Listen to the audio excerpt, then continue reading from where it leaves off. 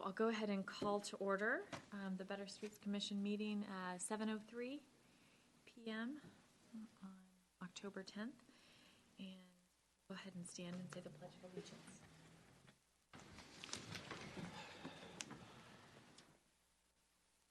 Allegiance to the flag of the United States of America and to the republic for which it stands, nation under God, indivisible, with liberty and justice for all.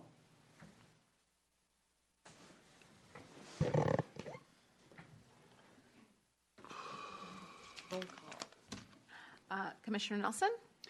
Present. Commissioner Peth? Present. Commissioner Levine? Present. Commissioner Chapin? Here. And Chair Spencer? Here. Thank you. Right. Orders of the day. So I believe there was a discussion to move. Right. If you wish to rearrange the agenda, this would be the time.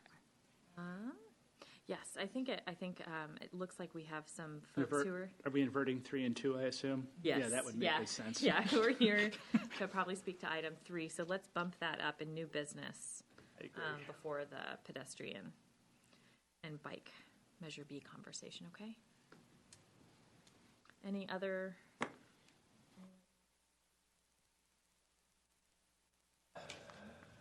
Right. Okay. Any oral communications? Items not on the agenda this evening? For the speaker, no.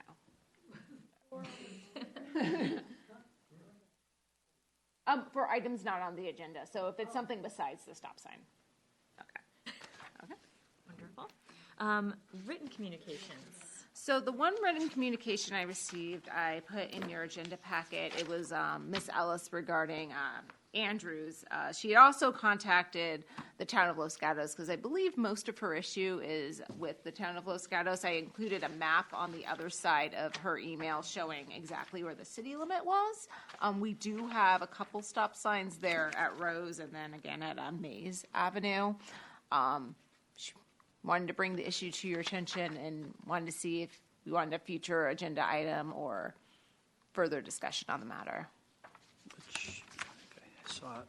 Is that the one that referenced I know it's not ours, the intersection of Santa Cruz and Yes. Andrews? Mm-hmm. My office is right there. Oh.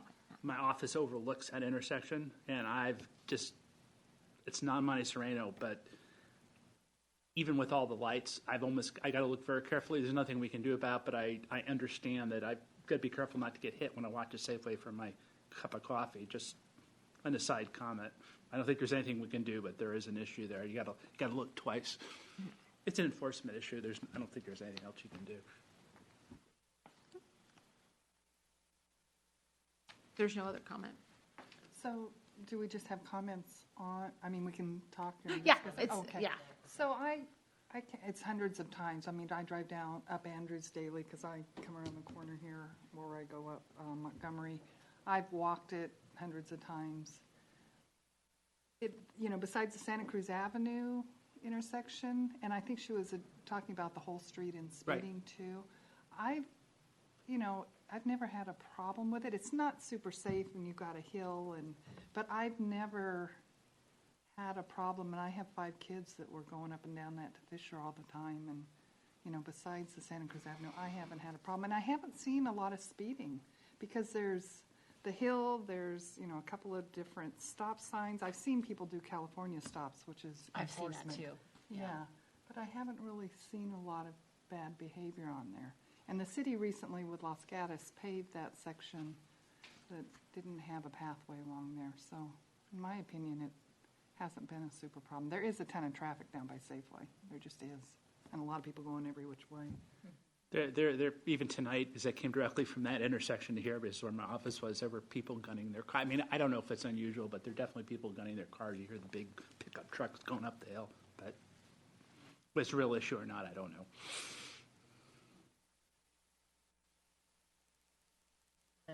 Sorry, the discussion, I'm having trouble pulling up my agenda, which is why I'm looking a little lost. I'm like, I'm trying to refresh my memory. Is whether or not we should put it on the upcoming, Right. the upcoming December. Right. Isn't it technically Los Gatos? Not all of it. Most of it Most is. of it. And I think a lot of her description in her email was, but there is from about Bachman back to Rose is in Monte Sereno. And we discussed the hill before, right? It was with the side walking place on Andrews. That was about 3 or 4 meetings ago, if I remember right. We talked about that. Not that we shouldn't talk about it again, but going up the hill. Oh, yes. Someone did come in and comment about that a few meetings ago. I can pull that up. Los Gatos did some work on the hill. Right, but there was some joint involvement. And so she talks about Mays and Andrews, which is where there's a stop sign, and 4 cars sped through it and didn't slow down, so. And there's a lot of construction in the area right now. There's 2 That is houses true, on each yeah. corner of So, Mays that yeah. are being constructed.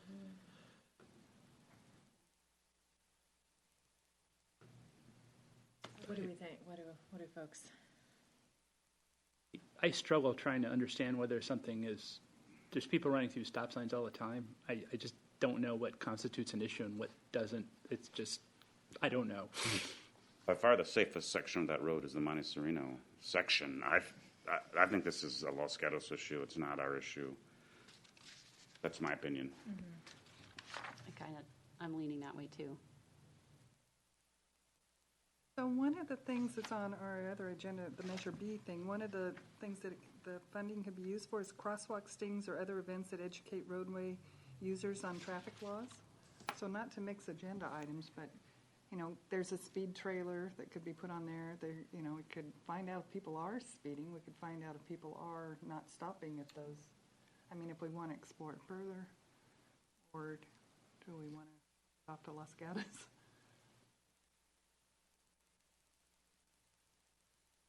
My instinct is we have our hands full doing the agenda items we have, and I would highlight it to Los Gatos. That would be my gut. I'm not saying it's not an issue, but We could, I think getting in touch with Los Gatos to let them know that it's come up on our radar, and then maybe just revisit. I was just going to say, can we In the circle new back to year. it when, Yeah. when we, I just feel like we have a lot Yeah. to talk about. Yeah. Okay.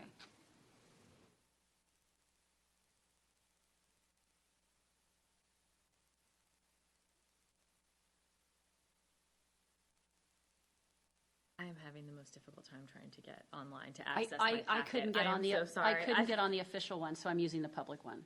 Okay. So. Sorry, I feel like so lost. Would you like to look at mine? Would that be helpful? Yeah, and I've got it up too. You guys have them up? Okay, maybe. It's the more of the packets that I just want to make sure that I'm refreshing my. I have papyrus. And you printed. I have so papyrus. You, Yes. guys, you did a good job. Okay. I'm so sorry. You know how to Thank you so work much. it. You Yes, can just yeah. take over. Okay, thank you. Sorry, my screen's so Thank you, dirty. Barry. No. I really appreciate it. I would have cleaned it had I known. Okay, so then moving into minutes. So we need to approve the August minutes. Are there any comments on August minutes? I didn't have any. Okay, then should we have a vote to approve the August minutes? I'll make a motion to approve. I'll second it. All in favor? Aye. Aye. Do we, just out of curiosity, do we do notes and minutes or just minutes? I'm not saying we should. I was just trying to understand it. So in general, the city does action minutes, which are the abbreviated ones in the packet, Right. and then we have recordings. So rather So than there's take no, notes, there's no recordings. notes per se. I'm not saying there should be. I'm just trying to No understand. official notes, no. Okay. I'm on another board and they keep notes that are not public. Sure. And then they have the minutes, which are a boiled down version of that are similar to this. That's why I asked. Okay, thank you. That's legal.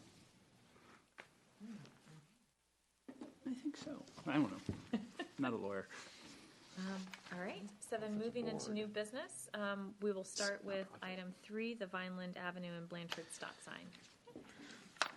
So I received a request from several community members to look into the Blanchard and Vineland intersection for purposes of putting up a stop sign. So there is a manual uniform code of traffic devices, basically reasons you should put up a stop sign that are in the state code.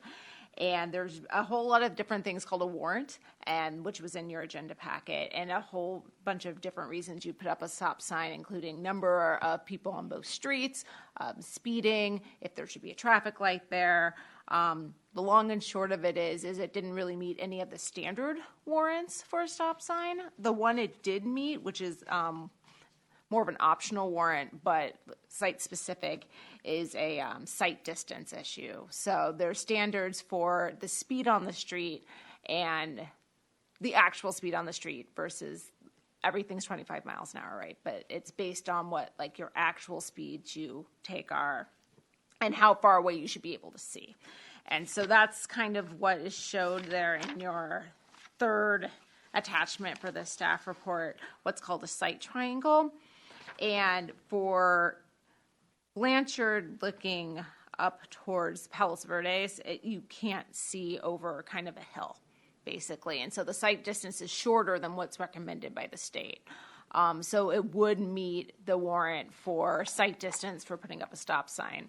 That said, I'm sure there's plenty of other places in the city that don't have appropriate sight distances. So that's not, it's not the end-all be-all, basically. It's definitely a reason to put up a stop sign. I would also say there's no accidents there, which is also something you typically look into for putting up a stop sign. But there's also nothing wrong with putting up a stop sign for a potential hazard. So really, a stop sign like this, when you don't have any accident data or speeding issues or a large volume of traffic, it's more of a discretionary stop sign than one that you would be like, definitely, I want a stop sign here. And if you have any questions, I'm happy to answer them. So if I'm driving down Blanchard, coming down Blanchard, and I'm going up and I'm heading towards Vineland. Yes. Or I'd call Vinland if I was from Connecticut, but anyway. There's a stop sign there, isn't there? Yes. Okay, so they're talking about stop signs on, Right. So if you're on Blanchard and you want to turn left, looking up the street, it's a little more difficult to see oncoming traffic. because there's a hill. Yes. Okay. So the car could be gunning up the hill, theoretically, you'd turn to left, and Right. the concern would be it would sideswipe me as I turn to left heading towards the horse area, for lack of a better word. Yes. Okay. Thank you.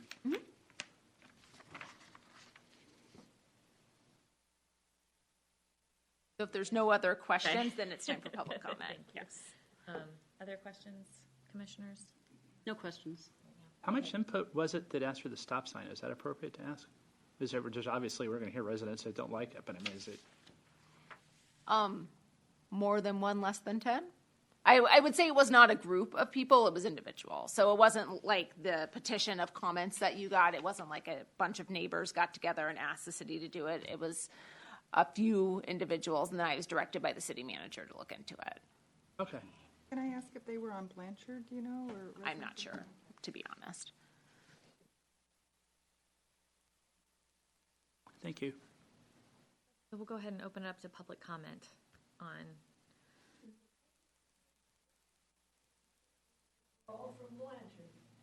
Yes, this is Your comments, yeah. Yes, come on up. Okay, yes. Janice, Lisa, and I live on Blanchard.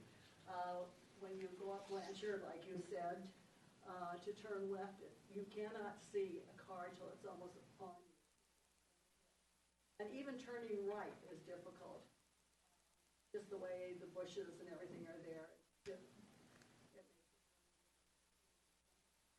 It's closer to go out that way sometime because than going over on Palos Verde to pick up Dave's or on Cape.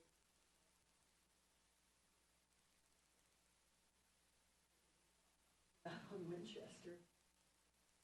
I'm sorry, I guess I can ask, are you in favor of the stop sign? Yes, Okay. because it definitely would help us. Okay, thank you. Yes. Oh, Tom Gleason, live on Blanchard Drive too. I've been making that left turn, I still make it about 2 to 3 times a week. It's always, I've done this, we've lived there for 40 years, and I've always wished there was a stop sign. I never done anything about it. I'm not one of the ones that asked for one, but I'm sure would be in favor of one being there, because you stop, you look to the left, you look to the right, you look to the left again, and you start going out, and mid-turn, here comes a car over the rise. This happened several times to me. We've never hit each other, everybody's going pretty reasonable, so you just kind of. Conversation tell everybody the same thing, you can't see over the hill. And I'm in favor of the stop sign too. Yes, ma'am, come on up. I'm Philippa Elvis, and I live at the turn on Blanchard. Very short street. Blanchard's driveway. She owns the whole area. A really difficult decision and consideration that you people, in my opinion, there's no good answer. It's a terrible intersection. Right where Carl Avenue jogs into Vineland. Lots of people walk there, and of course, there's no sidewalks. In order to walk from Vineland or this side of Vineland, or from Blanchard, to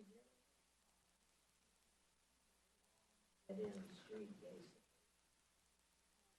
A lot of people walk their dogs and walk.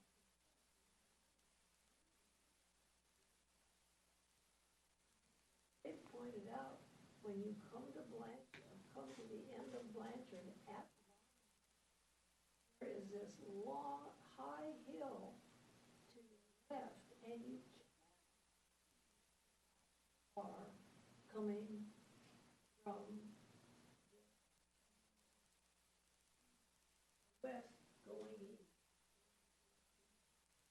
You have to really wait and listen. However, on Vineland, 4 stop signs in 4. What's going to happen is that people bypass the stop signs on Vineland are coming down Blanchard for a bypass. Down, goes into Vineland, and they can left in a car and go to all the housing that's down there in the canyon, almost to Quito. So you're putting 4 signs. And I'm wondering if it's possible, one of the signs off, for instance, the first sign coming from Winchester, going down Vineland, is right where the creek goes through. I'm wondering if that sign could be removed, because the people who are in the cul-de-sac, that new cul-de-sac off of Vineland. Are you talking about the one closest to Winchester? Vineland Court. They can see coming out, going into there, walking. If you're coming down Vineland and you're going toward Winchester, when you approach that cul-de-sac where the creek used to go through, you can see that their view is unobstructed when they drive out there because they can see both ways. But at Blanchard, you cannot see cars, oncoming cars. At least that would remove one of the stop signs.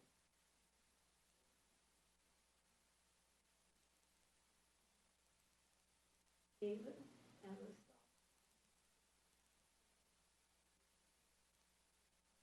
House Furnace. I don't know if that can be done, but it's like that. But four stoplights in 4 blocks is going to traffic onto Blanchard. Do try to avoid the stop. Thank you. May I ask you a follow-up question? I'm sorry, I'm hard to Oh, hear. yeah. No. A follow-up question. Have you noticed more traffic on Vineland, coming down Vineland recently? Well, there's a lot of traffic that goes on Vineland. It's a feeder street.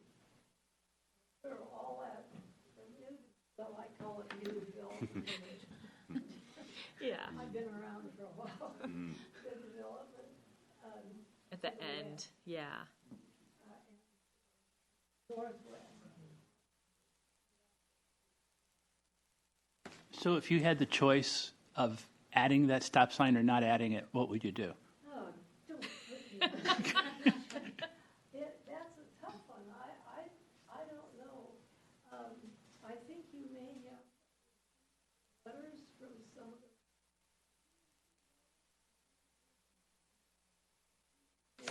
I believe so, yes. I put my name on it as objecting to it, but then I did write,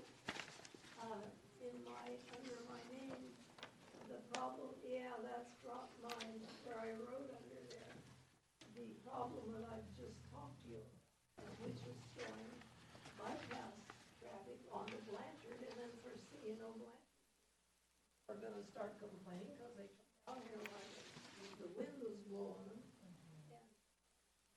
I got a traffic bump someplace. Nobody wants that, but nobody wants people flying around Blanchard. You guys have to decide. Thank you. Thank you for giving us a Thank you. creative way to look at it. Yeah. I'd like to correct a few things. Oh, okay. Yeah. Jessica, sorry, do we need to? Yeah, you can only speak once, just Robert's Rule of Order. I mean, Okay. if you, Okay. thing. Can we make an exception to Robert's rule if we vote on it? Not supposed to. I Okay. can't stop you. Okay. Okay. So we're going to have an internal discussion Yes. about potential suggestions. I think just as a, Oh, go ahead. I think as a reminder, we're an advisory, so we actually don't make any decisions. We provide suggestions and advice to the city manager and planner and to the city council. But we certainly take all of your feedback and input very seriously. And all of this will certainly go on to city council and to the city staff. And it would have to be heard again at city council at a public meeting and a resolution passed. Okay, yes. So internal discussion, commissioners. What? Is there any issue with exploring the suggestion of moving the stop sign? I mean, So it seemed like a good idea to me. I did a bit of research on that question beforehand, and the one at Palos Verdes really should stay. The one down on Vineland Court, and to my knowledge, there's only 3. I don't live there, but I drive there a lot, and I believe there's one. There's obviously Winchester, and then Vineland Court. Then we're talking about Blanchard, and then there's a stop sign down at Palos Verdes. And the one at Vineland Court, from the records I have, appears to have gone in when they subdivided that cul-de-sac. I think at one point it was 1 or 2 parcels, and now there's obviously several homes in that cul-de-sac, and that is when that stop sign went in. I really couldn't find any study that they did other than they subdivided the land and now there's a stop sign there. So that's definitely something we could do a formal warrant study on and see if that's appropriate. Is that, I had a similar wondering, because I actually travel down Vineland every day to drop my kids off at Dave's Avenue, and both ways. So I've experienced the Vineland Court stop sign and then the Palos Verdes. But I can see the dilemma, especially with Cavan coming in. Cavan, I always get Cavan and Carl. Carl. It's Carl. The case. So Carl dead ending. But I would be curious about, is it moving, what would it be like to actually cut the distance in half and put the stop sign at Carl and Vineland? If there's a... But I don't know if that helps Yeah. the With their people who turn. are on Blanchard who are saying they need one because of the visibility Right and the there. cars flying over the hill. Yeah. I don't think, Yeah. by that time it's too Yeah. late. So I went out there today and just kind of drove around it in a high car we were talking about and said, I have a low car too, but I actually took the high car because I had better visibility to try it. And when I came down Blanchard, there were gardeners and they were parked on the corner where you can't see. And frankly, I couldn't even see past them. So not only was there the hill, but I had to go out, I had to be halfway out in the lane basically before I could even peek around. Now, that being said, it felt like, because I kept going around, so you probably saw me driving by and wondered whose house I was casing, but I can say that when I pulled out there and I waited until cars came, unless they were speeding, I felt like I had time to make a decision whether to go in front of them or to wait, and I felt like you could see them coming down the hill, and then they would disappear and they'd be up in your area, as I was waiting to turn. But I could see them, so I could wait until I was sure that nobody had come down that hill.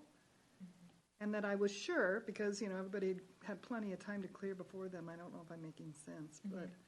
Not completely, because I thought you initially said you had to pull way out on the road before you could see I did. anything. So I You pulled. kind of have to pull halfway or more out beyond the stop You sign have to go beyond to it, see. Yeah, so you have to do a stop and then you have to edge your way out. And is that in and of itself dangerous? It is, but it happens all over the But I was city, going to say, too. there's so many intersections that are like that now. Yeah, right Just- here at Rose, if you're trying to turn left on Highway 9, you have to edge out so that you can see cars coming from Saratoga, which is much more dangerous. But when I got out there, so once you do edge out, you can see the hill coming down, so you can see cars coming down the hill, but you can't see them as they go down in this dip and then come up at you. But it felt okay to sit there and to wait and make sure nobody had come down in that dip for a while, and then there's nobody there. So, it wasn't the best situation. It didn't feel, but it felt like it was workable, and it didn't seem to me like there would be a lot of traffic trying to come out and make left-hand turns off Blanchard. Like it would be, so I would love to see did we see how many cars per day? Can we study how many are actually making Those numbers the were left? in there, Coming weren't they? off of Blanchard? Off of Or was Blanchard that making just the on Vineland? That was The- just on Vineland. Oh, okay. Because Because there's a only- lot more cars on Vineland than. Right. Yeah. Because how many people a day are making that left turn? Can't imagine there's a I big don't volume. know. You'd have to ask the residents because, We'd I have to make do a a- study, yeah. I make a left turn onto Vineland from Carl many times a day. Going but towards Going Winchester. towards Winchester. Yeah. But, It's a right. Oh, no, Carl. No, I'm coming from the opposite direction. So like when I'm going to make my left-hand turn, Blanchard, the stop sign we're just talking about would be kitty corner to the right. Okay. So, Because I you would would- either be on Blanchard living there wanting to go towards Dave's or to make the turnoff Dave's because you get a light onto Winchester. Or you would have to be a cut-through traffic trying to avoid Vineland using Blanchard. Blanchard isn't, it's a long street, but there's not a huge amount of houses on it. Yeah. Oh, I'm so sorry. I would have.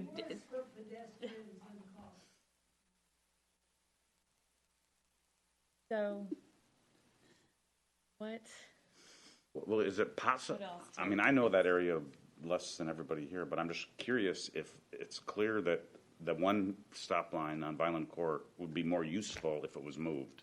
Is that possibly obviously true or no? It makes sense to me, but I don't know why that was put there, or did we just have it put there because they developed it and we could get a stop sign, or, what was the reasoning? And you'd almost need to study that, I would think. it might be worth looking at because you don't want to have too many stop signs. Then people are going to start, Right, you're gonna run through 'em. Right, they're going to run through them all. But it might be worth looking into. I see a ton of people blow through the stop sign by Vineland Court, a ton. Yeah. It might So end it up just being might mean a better. It might. problem. Well, I will say that maybe it was 5 or I don't know how many years ago, they did some traffic calming measures. They put the little bumps up the top there, and at the top of Winchester on Vineland, and that seemed to it's slowed people down as you're coming off of Winchester onto Vineland because you have to turn more cautiously. They put the bumps out in Traffic front of calming, yeah, exactly. So I think it's harder and it feels more narrow there now because there's always cars parked on the street. So people are not flying through there as much as they used to because of the little humps that they put in the center.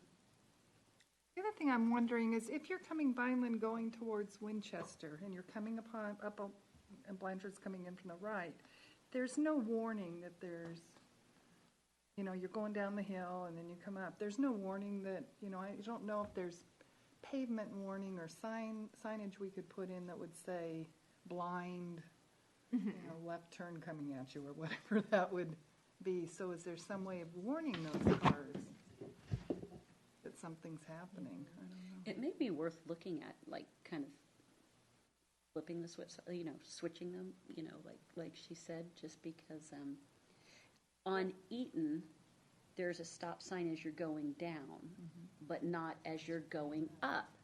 And I think it's because, probably for a lot of reasons, it's like people tend to just go down like this. So it stops them right there. And I could probably drive that 10 times a day, but it's not on the way up, which, one of the suggestions was in the report was not doing an all-way stop, but doing it two ways, like one on Blanchard, Right. and then one on the way down, but not on the way up. Right. So there could be a possibility to eliminate the other stop completely and do this as a two-way or a three-way. Jessica, can I ask here, under the recommendation, Sure. your recommendation was for us to make a decision. It wasn't for one way or the other. Did I read that right? So, It was to make a recommendation to the council. It wasn't to say yay or nay? Or did I misread that? yes, it was to make a recommendation But to it the wasn't to council. make a recommend, you didn't recommend one versus the other solution? No. It was Okay. more like, here's the facts. So if we were to ask our city engineer what she would recommend, what would you say, or you can't?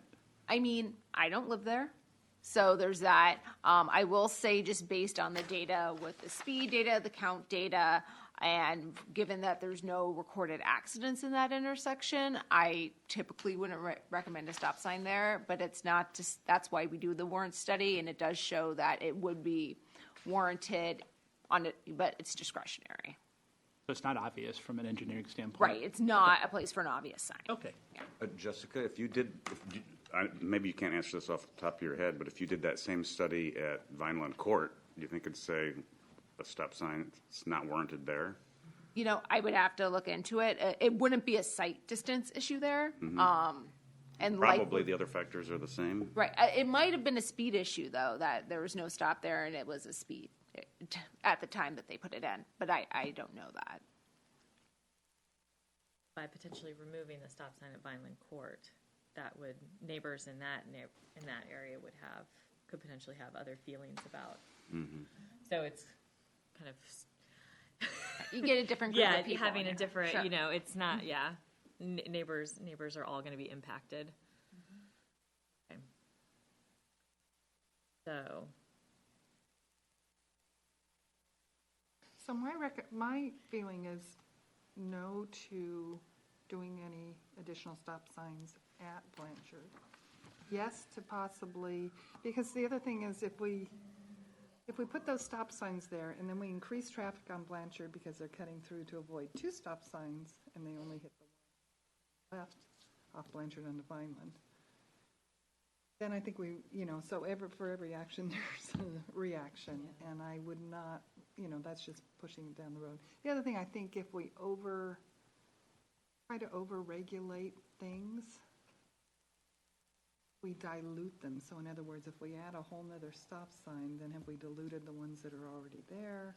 Are people like, I'm stopping, I'm not gonna, Twin Creeks is kind of like that. It was about 5 or 6 years ago. They added a ton of signs on it. If you drive down it, it's kind of like, there's another one, there's another one. yeah. And you tend to, I don't ignore them, but I think there are people that do. Or they do California stops through them, which if Yeah. you have a lot of Yeah, they- pedestrians and dog walkers. Slow down and- to 15 miles an hour. Yeah, and- that's not safe for pedestrians. Yeah, which, no, exactly. Yeah, concerns me too. So my thought would be if I had my way, I would look at possibly moving the one at Vineland Court if that's viable. I don't know why it went in, what the studies are on that one, but to think about that as a possible option, but I can't see going. Well, it didn't meet much of the criteria. It was just the very last optional one in terms of when you look at it under the warrants and the quantitative data. Would a sign, I'm just thinking out loud, would a sign, and I don't know, that when you're on Vineland and you're heading up that, you go down the roller coaster and you're approaching Blanchard, approaching road, or I don't know what the terminology would be, slow, coming to it, you're approaching an intersection, or, I mean, I don't know what the wording would be, but something like that, just as a reminder for when the people go, that it's like you're on a roller coaster. Sometimes you see the ones that say like blind driveway ahead. or Yeah, something. Yeah, something like that. Limited sight distance. Yeah. The other thing is they have those big mirrors, that you see people put in their driveway. Is there a way of putting something that makes some visibility? Pretty ugly, but yeah. Well, I don't know, it's not my street. stop signs aren't exactly beautiful either. Those are usually when there's such a short distance and you need to see a little bit farther. I mean, technically you see 175 feet. I'm not sure how much. Farther you need. Yeah, I mean, technically you 250. Yeah, 280. But 280 at what speed, too? 27 miles an hour, I think, was the average speed, so, I mean, does that distance get affected by vehicle Yeah, speed? there's a chart Okay, for, so that's- recommended distance per how fast someone's Okay, going. so that's figured. I hate to be a wimp, but my sense is we don't have enough momentum or input or to make a decision strongly one way or the other. That's just my sense. Yeah, I don't think we can make a decision, but we can, We Take make a a direction. recommendation, but yeah. Well, it sounds like one possibility is to request further exploration of the impact of moving the stop sign from Vineland Court up to Blanchard. And I think following that, then coming back to have a better sense of what would be the impact. is it possible to get that, like the quantifiable data on that? Not going into like what do people, what are their feelings on it or something, but just to get the quantified data, in terms of. It'll be a little different because there is the speed data won't be accurate because there is a stop sign existing there, but the other warrants you can definitely analyze. Is there any way to measure how many people, besides having somebody sit out there and do vehicle counts, how many people are turning left from Blanchard? That is something you have to have a person standing out there for. Then what about looking at signage? Are we interested in that, or some kind of notification for the people on Vineland? Oh, that like I suggested, or? Yeah. To me, that kind of makes sense. I would think it would, as kind of a friendly reminder, as long as it's not too obtrusive, or. Or something on the pavement that says, Go down. vehicles entering roadway. Yeah. I think exploring shifting the stop sign and potential signage would be two next steps. Exploring signage that might be available for a situation like this. I have a question. If in exploring the potential move from Vineland Court, do you also have to notify residents in that neighborhood? Yes. Okay.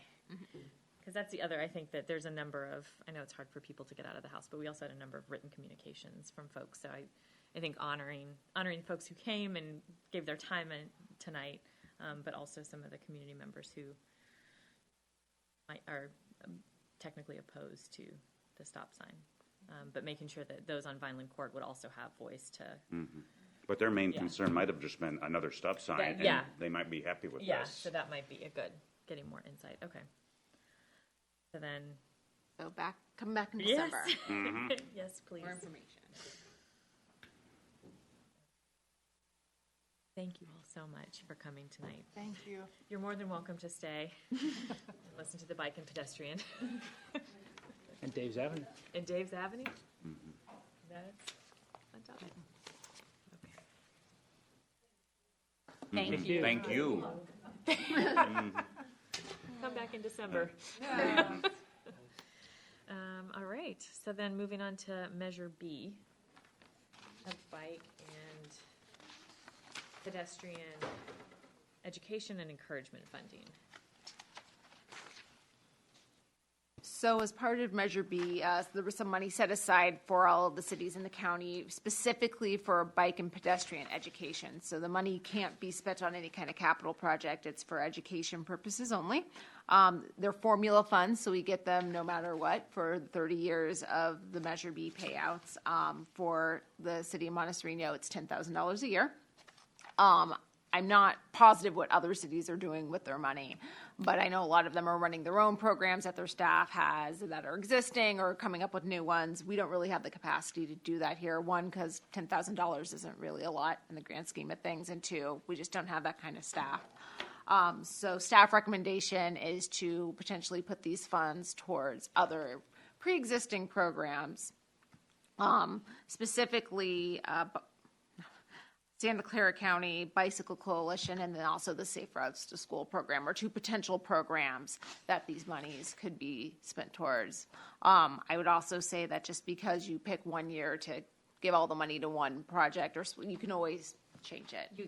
You could be reevaluated Yes. year to year. Exactly. And can you split it up? So Yes, we really have discretion as long as it's for one of those purposes that the VTA spelled out. We can spend it however we'd like. And there's a lot of different there's a lot of things listed. Yes. So, yeah, this is a discussion item. I would say right now the VTA is putting together the agreement between the VTA and the cities for the city to sign. That should be coming around in December. So it would be nice to kind of have an idea where the city would like to spend this money, because once we get it, not only, I believe, are we getting this year's funding, but then also, since it was Measure B was in litigation, some prior year's funding at the same time. Oh, so there'll be a little bit of a lump Yes. sum distribution the first time. Okay. Yes.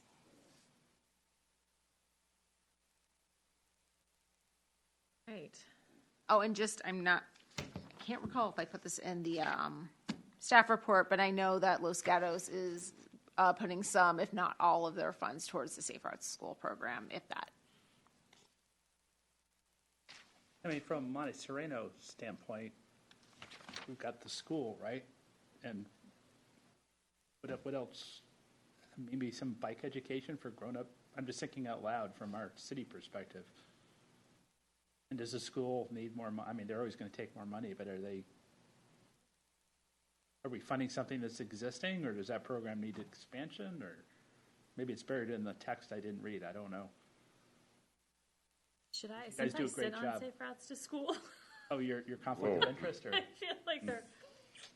So if we vote on volunteer, yeah. if we vote on something, then you probably I should you should abstain. abstain, Okay. but you're Okay. welcome to be in the Okay. conversation. Okay. Is there obvious things Safe Routes to School would do? I mean, do you have a lot of ideas that you can't implement? Yes. I'd say, I think that they're limited by funding for so the bike rodeo is one example in terms of, it's just applying to one grade level right now, but the dream would be to have other kids have bicycle education, or provide, potentially additional, the cycling instructors who can actually do small group instruction. I mean, we could, I've heard different thoughts about providing grants for cycling instructors to teach, or to get their license to teach small groups of kids to ride safely on the streets. Routes has a number of other educational programs that they could certainly fund. But that's the kind of the kid version with this. And then there's Silicon Valley Bike Coalition. From my experience, deals a lot with adult education. So, Did they present to you, or did they offer to come talk to us about what they would do? So both organizations approached the city about this. I thought Safe Routes to School was coming this evening. I'm not sure if it fell off her radar, if she's sick or whatever. And I invited the Bike Coalition to come. So they both knew that this meeting was happening this evening.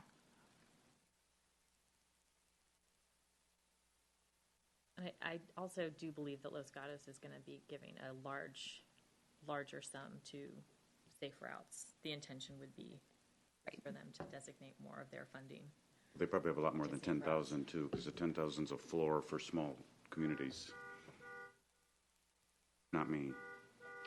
my car's so old it doesn't have a horn. I mean, I'd be curious, maybe I need to read it, I'd be curious what the grown-up group does. Well, they do bike buddies. I mean, there was an attachment on there that says. Yeah, it it's all talks them. about all the programs that the Silicon Valley Bike Coalition does.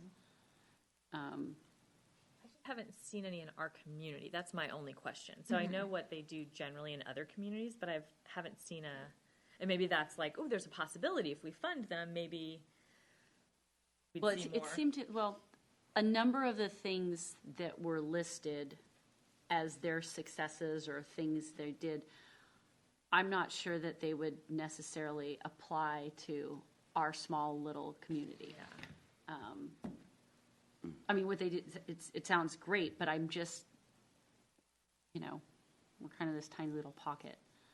I mean, the big need that I see on the grown-up level is, yes, so stop signs apply to you. I don't know how to do So that, but that's why I like the crosswalk students or other events that educate roadway users on traffic laws. I mean, to me, it was, can we get the cops out there for $1,000 a month and target some place, around where the crosswalks are bad and have a kind of a education to wake up people, just their visibility there, plus catching people in the act. I don't know. Do they have the manpower to do that if we fund contributed? Like, if we had the funds, do they have the I manpower? don't know. Yeah. Yeah. I don't know. it's, I know my youngest daughter went to Davis, and they ticketed bicyclists. Davis is like #1 bike community in the country, or one of them. They would ticket bicyclists driving while drunk, even running stop signs and stuff like that. And they were pretty adamant about it. My daughter did not get a ticket, but they were pretty serious about bike safety there. So I'm sure there's something small we could do if we thought it was appropriate.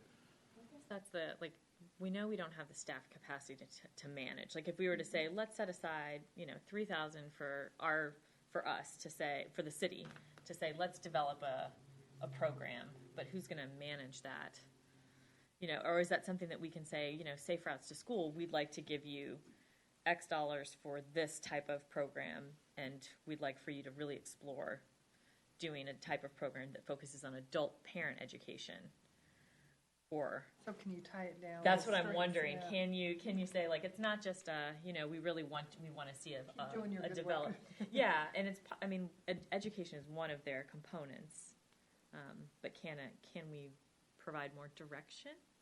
I'm sure you could. Why not? Yeah, the money. If you think they'd be receptive. I think it would provide a lot of guidance. Well, can it be then, if, like you said, there's only targeted bike safety Yeah. workshops for the younger groups, can it be to do Like we want you know, to develop first curriculum for through- adult. Yeah, 5th grade bicycle education at Dave's Avenue? Yeah. Because that's in Monte Sereno. Can we? I've been. How to bike to Fisher safely from Monte Sereno, We could do that.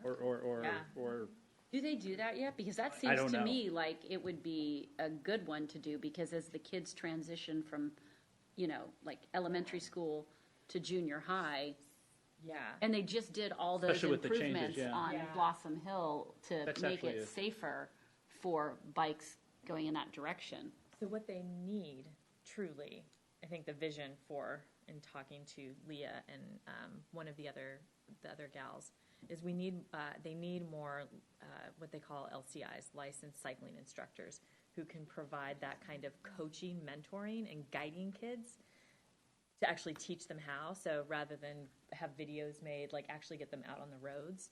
So if we were to, provide.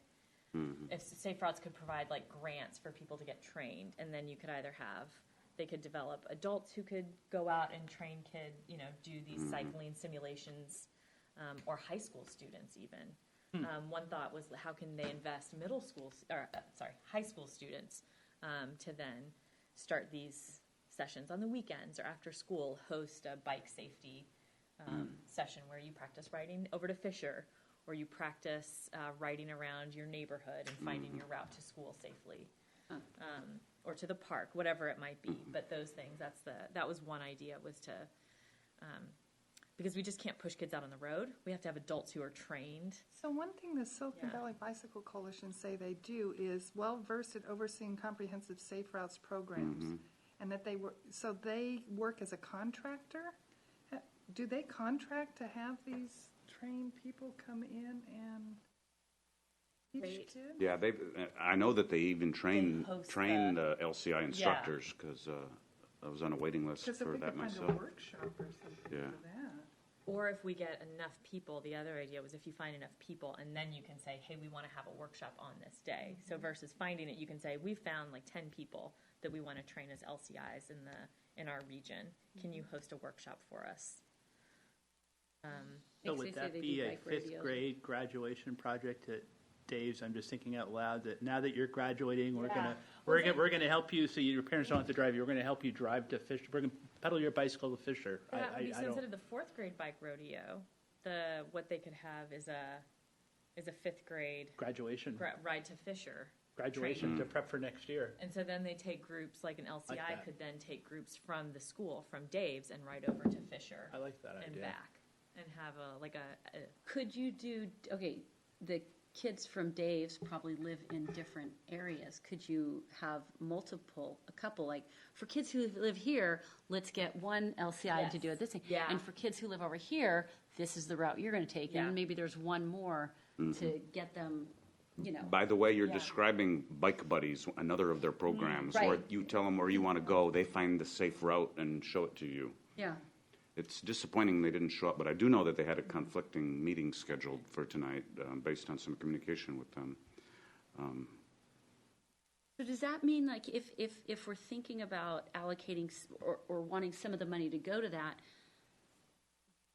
does it go to our safe routes to school and then they reach out to them, or do we allocate it That's a good to question.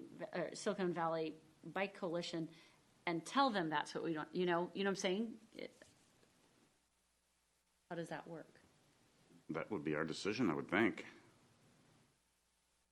So if I'm Silicon Valley Bicycle Coalition, and we say, we're gonna give you 10,000 or part of this or whatever, to develop this program, and we want this to happen, are they, in your opinion, because I know you have some history with them, are they gonna say, oh, great, we'll reach out to them and it'll happen? Or is it gonna be, come on, yeah. I mean, I've never actually done something like that. I would guess that it would happen, but we need to talk to them somehow and have them come in, and or we could possibly give them, write up something of what we want and ask them to give us a proposal. I like the Dave's Avenue control point because it's to the benefit of their students, and they can say, hey, you got this. The controllers at Dave's Avenue, and if they're going to graduate, fifth grade graduation training or whatever you call it, then they're going to make sure that it's within their criteria.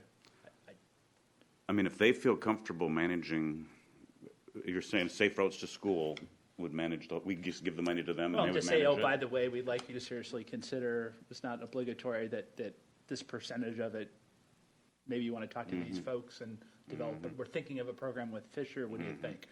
Fifth graders, just, because they're going to pay attention to the people that are close to it then versus we don't have any, we give them the money, we don't have any control really after the fact. And then we wouldn't give money again or whoever's here next year. Could we stipulate, though, especially if we're considering the following year funding, that we want an end-of-year report on how the money was spent? Is that something that we can, because usually grants, you want to say, like, how did it go? Kind of, I want a summary of the overview. We're getting ready to do new funding cycle.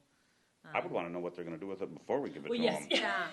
And I was going to say, Well, that's what especially with the first amount that's going to get doled out, that's going to be more than just 1 year. It could be 2 or, it could be 2 years. So that's a lot of money. Yeah. To just say, here. Safe routes to school with the new director and stuff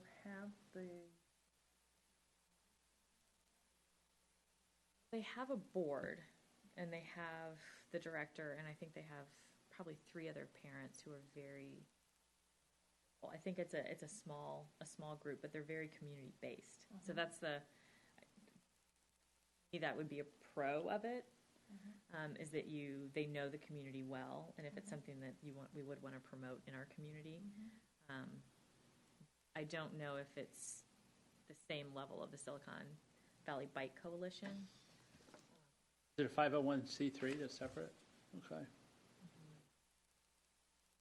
Is this funding have to be like committed tonight? Is there a No, recommendation for the not at all. funding, or It's what's the just, timeline? we're trying to be ahead of the game, so when we get the money, we have somewhere to go for it. I know as far as the Safe Routes to School program, they have like budgeting needs and they're on a fiscal cycle. So if we wanted to contribute to them, it'd be nice for them to know as far ahead of time as possible. So here's an idea. Could we commit, we don't know how much the first is going to be.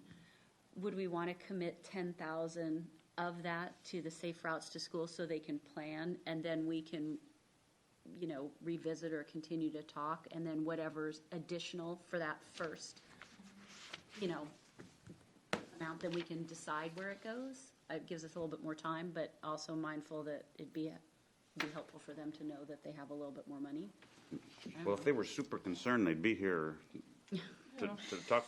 I mean, I don't think we should give anybody any money until they come in and talk to us and tell us what they want to do with it. But that would be December at the earliest. That's fine. We don't need to rush. We need to be careful to do it right. So would it be of interest to reach out to Safe Routes to School and say, listen, we have at least 10,000, maybe more coming. Here's kind of what I identified need is this transitioning fifth graders Yeah. into getting over to Fisher. Can you Mm-hmm. do a somebody be brief, present write up and- something, a little, how you would spend that 10,000 and. Or if they have other ideas, we'd love to hear it. Right, Yeah. or do you have a? I think coming back with a proposal for Mm. if we gave you 10K, how would you? Can you show us how you'd spend it? Our priorities are transition from Dave's to Fisher, and helping kids ride safely. What would be? I guess helping them with other priorities to kind of point them in direction. Yeah, because if they had something that's already developed and they're just waiting for funding, it makes sense. That's Yeah. all.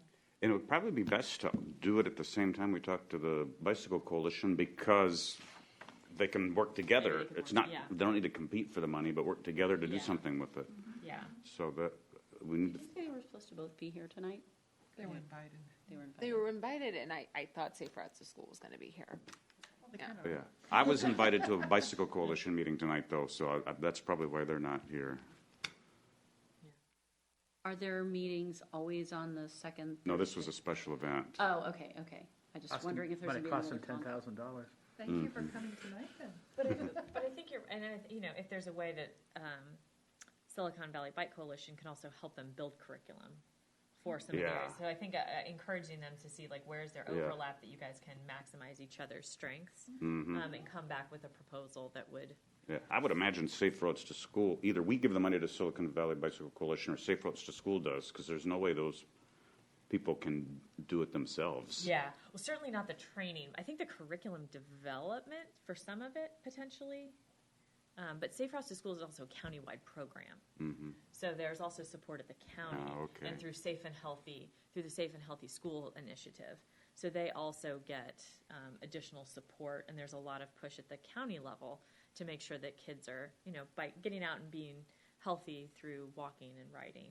But you're right, if Silicon Valley Bicycle Coalition has the expertise, we can give them the money so that you guys can. hire Yeah. them. But if the Safe Routes to School has the carrot, then we say, hey, look, develop something that's Monte yeah. Sereno Yeah. centric. Work together. Yeah. We will encourage them to give you the money, and they're the gatekeeper on the money. Yeah, we, As well, and as long as if we give it to Silicon Valley Bike Coalition, that they know it's for Monte Sereno. It's That would like I just want to be- make. They have a lot of yeah. programs. And I just want to make sure that Or Safe Routes gets the money and pays them to come in right, and do. exactly, Yeah. just like a contract. Part of me is more inclined to do that to ensure that it would then be, because that's a district program. It's run out of the district, so I just think it would be, you'd know that the dollars are staying within our. Yeah, I'd like Feel the like you control keep your to arms around it a little bit more. Yeah. control to be local versus county, for lack of a better word. So then we would like to request that Safe Routes and, do they ever abbreviate SVBC? yes. Okay. It's really, it doesn't slide off yet. Request proposals, and encourage joint proposal. We probably need to give them more input, especially SVBC, as to what we want, though. Yeah. That's, But could we look to the Safe Routes to School to give, identify what their top priorities would be? that seems reasonable, but I'm not familiar with Safe Roads to I don't School, know. so that's With- not a Yeah. question for, No, with possible expansion of the program to older children or something really general like that to give a lot of wiggle room. I don't know. Is that fair? With possible expansion of the existing program to older children, Yeah. or just kind of Yeah. a nudge, a soft nudge in that direction. And can we ask Safe Routes to School, say, we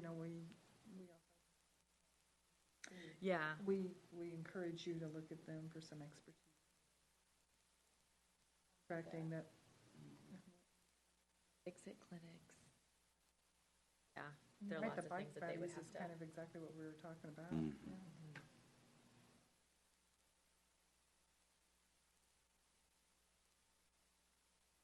And then providing direction to safe routes around areas and to work in conjunction with. would it be better for us to reach out or you to reach out? I think I'll start with the Safe Routes to School, make sure this is even something that they're considering, because maybe, I don't know exactly what their thoughts were on us giving them money. So just take their temperature and see what they think. And then definitely inviting both of them out here and trying to put it together before we come back to the meeting. Does that sound So okay? When I'll interact with Silicon Bicycle Coalition between now and then, is it appropriate for me to bring it up? Oh, absolutely. Okay. Please. Yeah. Who's the lady that was so involved with that Fisher area that was at our meeting? I know who The- you're talking about. Karen or Ying? The planner, she was involved with all the, Oh, yeah. Oh, from Los Gatos. Oh, right. yeah. Yeah. I mean, yes, would she be yeah. an appropriate person to, maybe want to, I mean, she would be key in that, wouldn't she, eventually? She could be. I think that the district and the town work very closely together on those kinds of things. So the Safe Routes coordinator, who was Karen. Right. So Karen had been in it for like 10 years, who was here last spring, and now there's a new director, a new coordinator. It wasn't, who's the was lady, the bridge expansion, right? Yeah. Yeah. who's the lady that Right. presented, right? Yeah. Yeah.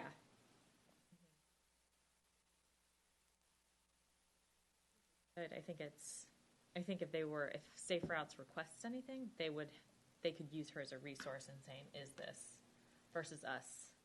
Whatever's, Yeah. it's just that she's put in the infrastructure now, we want to, hey, gee, maybe we want to show the kids how to use it safely. Yes, yeah, and there's talk about, so the other thing that we talked about at the school site with the principal and Safe Routes was around doing kind of video series on how to safely, kind of little reminders for kids, but, so I think that's one exploration. I'm a big believer in experiential learning. So, I think having a real live person run them over is a great idea versus, not run them over, but, tag along with them. yeah, yes, yeah.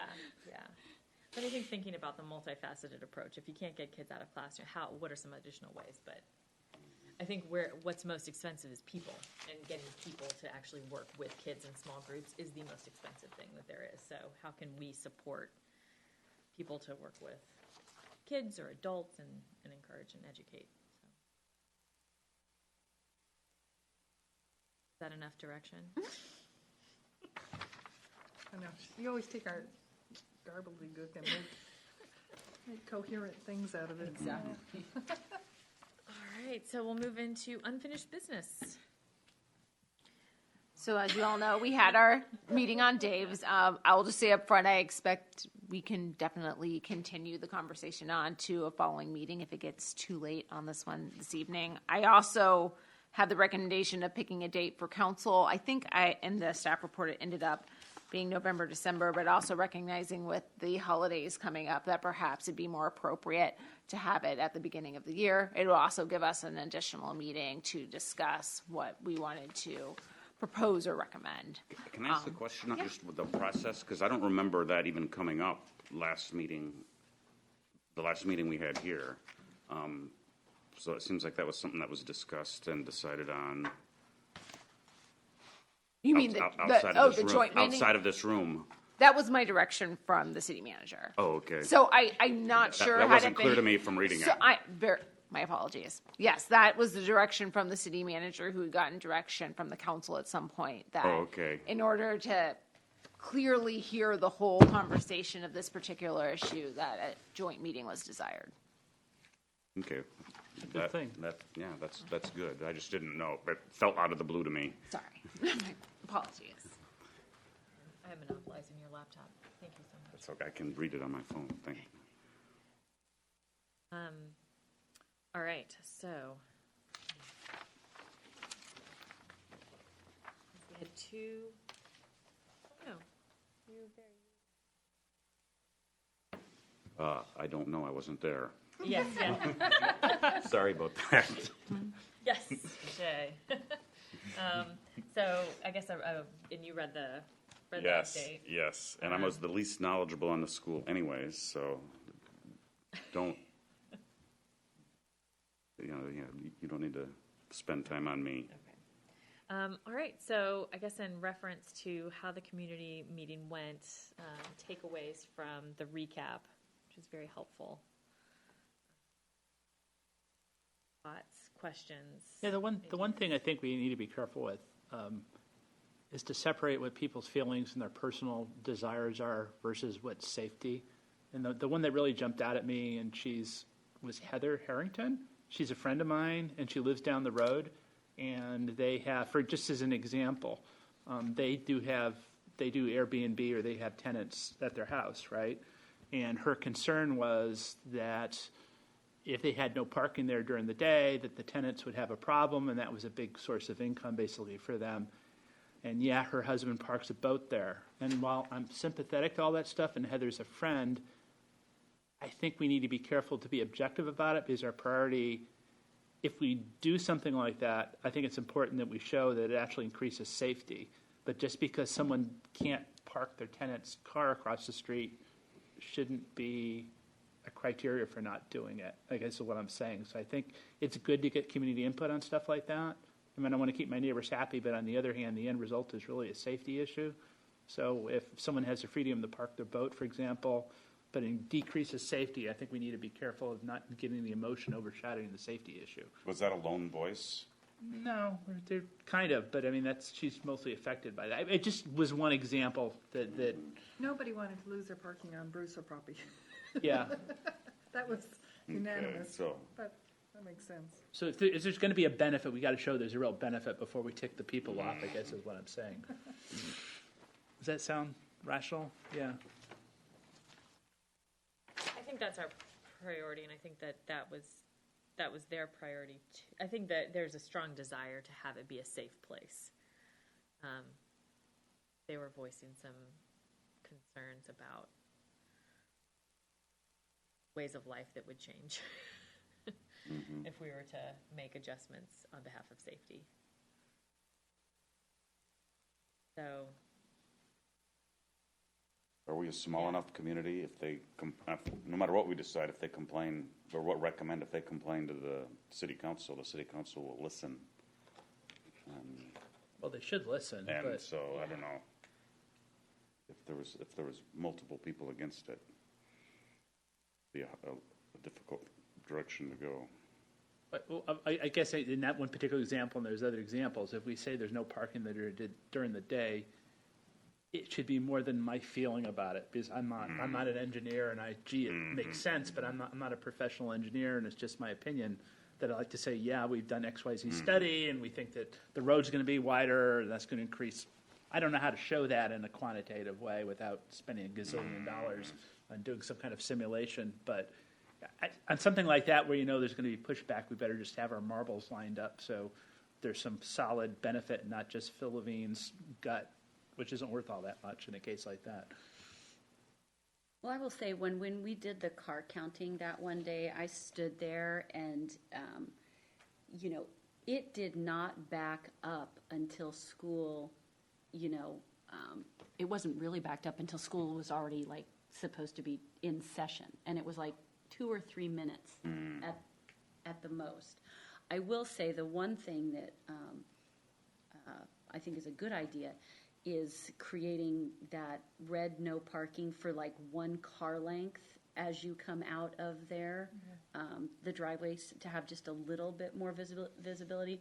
So that would reduce the parking by like one space, but That's a compromise. I mean, that's, I yeah. think that to me is probably more of a safety issue than, having, because I think the thought was if we had the no parking for the time of day, that there could be this more flow at, like one, you'd almost have two moving lines instead of just one, because there's parked cars and one. I don't, from my data point of literally one morning, it didn't look like we needed to have two because it just wasn't backed up that much. So, Can I ask you on that, because you were there, but it's on a different thing, there was a comment, and I went out and looked at this, that when bicyclists are coming up Poppy, okay.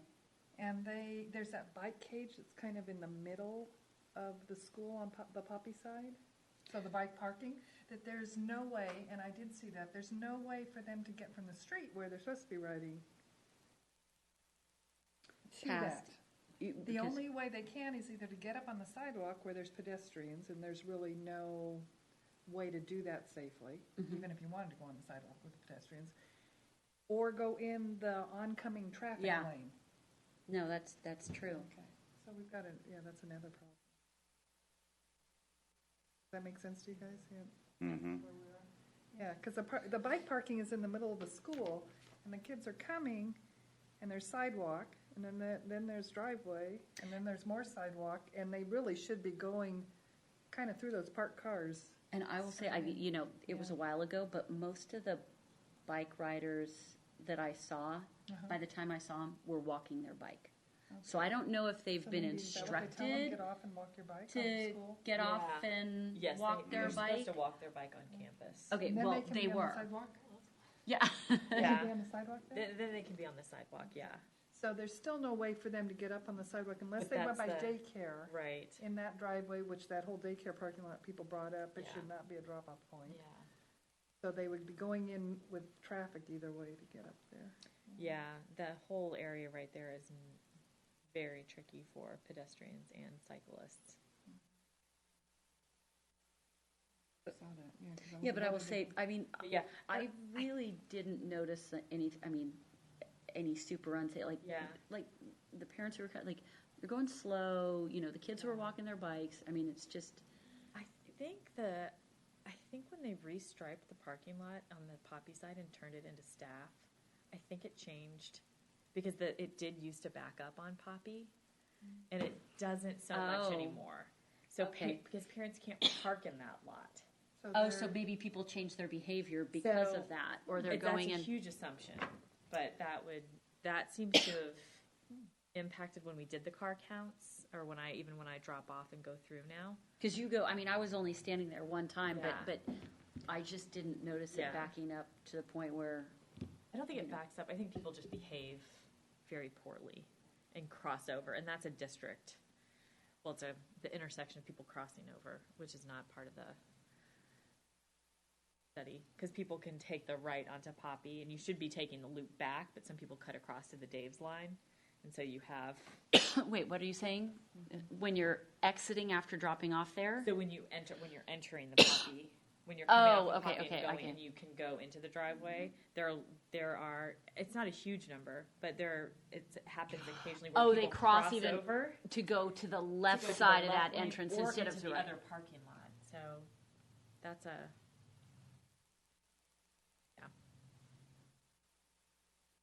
So there were a lot of comments about separating those two driveways completely. Is there a way to do that Yeah. without?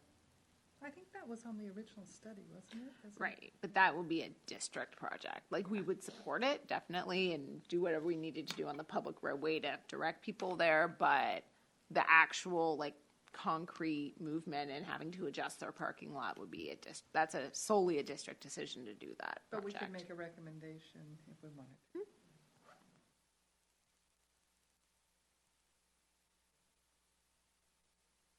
So was there a low, I guess the science, but was there a low-hanging fruit that, Well, I think for me, what came out was that there's a number of neighbors on Bruce came out, and so there is a definite. I think as we went in knowing there's probably something happening on Bruce, and so I think there's really exploring traffic calming on that street would And the be- crosswalk at Bruce, that was like Yeah. that seemed to be just kind of like almost, like you said, low-hanging fruit, like Yeah. a like there should be a crosswalk there. At Bruce and Well, Winchester? there is. Yeah. No, there is no crosswalk No, I don't at think Bruce that and there isn't. Winchester. Oh, Bruce and Winchester, I'm sorry, I'm talking about Bruce Dave's and in Poppy. Winchester, I'm talking there about is. Bruce and Poppy, sorry. Yeah, Bruce and Oh, Poppy yeah. is. No, there's no Right, at Bruce crosswalk and there. Poppy, they were talking about extending the sidewalk. Just around the from Poppy corner. to The make- corner, yeah. Which I looked at it today, and it really would be good for traffic calming too, and it would make that, the other thing is, there's some of the stop signs, and I took pictures of them, especially like at Bruce and Vista. The stop sign, you can't see it because there's a tree until you get up on it. And then the Bruce and ground, the Vista. stop on the ground is so worn out, and Sure. there's quite a Poppy bit and of Vista. painting that could, around the school that could be in side streets. But, if that Bruce and Poppy, if there was a bulb out of some kind of, that was a sidewalk there, so it would be better for the kids and it would be safer for them to get up on it, but it could And it would also slow down traffic. calm people before they made that right. And the other thing I'm wondering, is there, some kind of traffic calming at Vista, whether it's kind of a small roundabout or something that would slow people down? Vista and what? Vista and Bruce. Where's Vista cross I Bruce? think it's San Benito. Oh, sorry, San Benito, Yeah. that comes in on the side there. So Yeah, right on the sorry. Monte Sereno line then? Right where that stop sign is.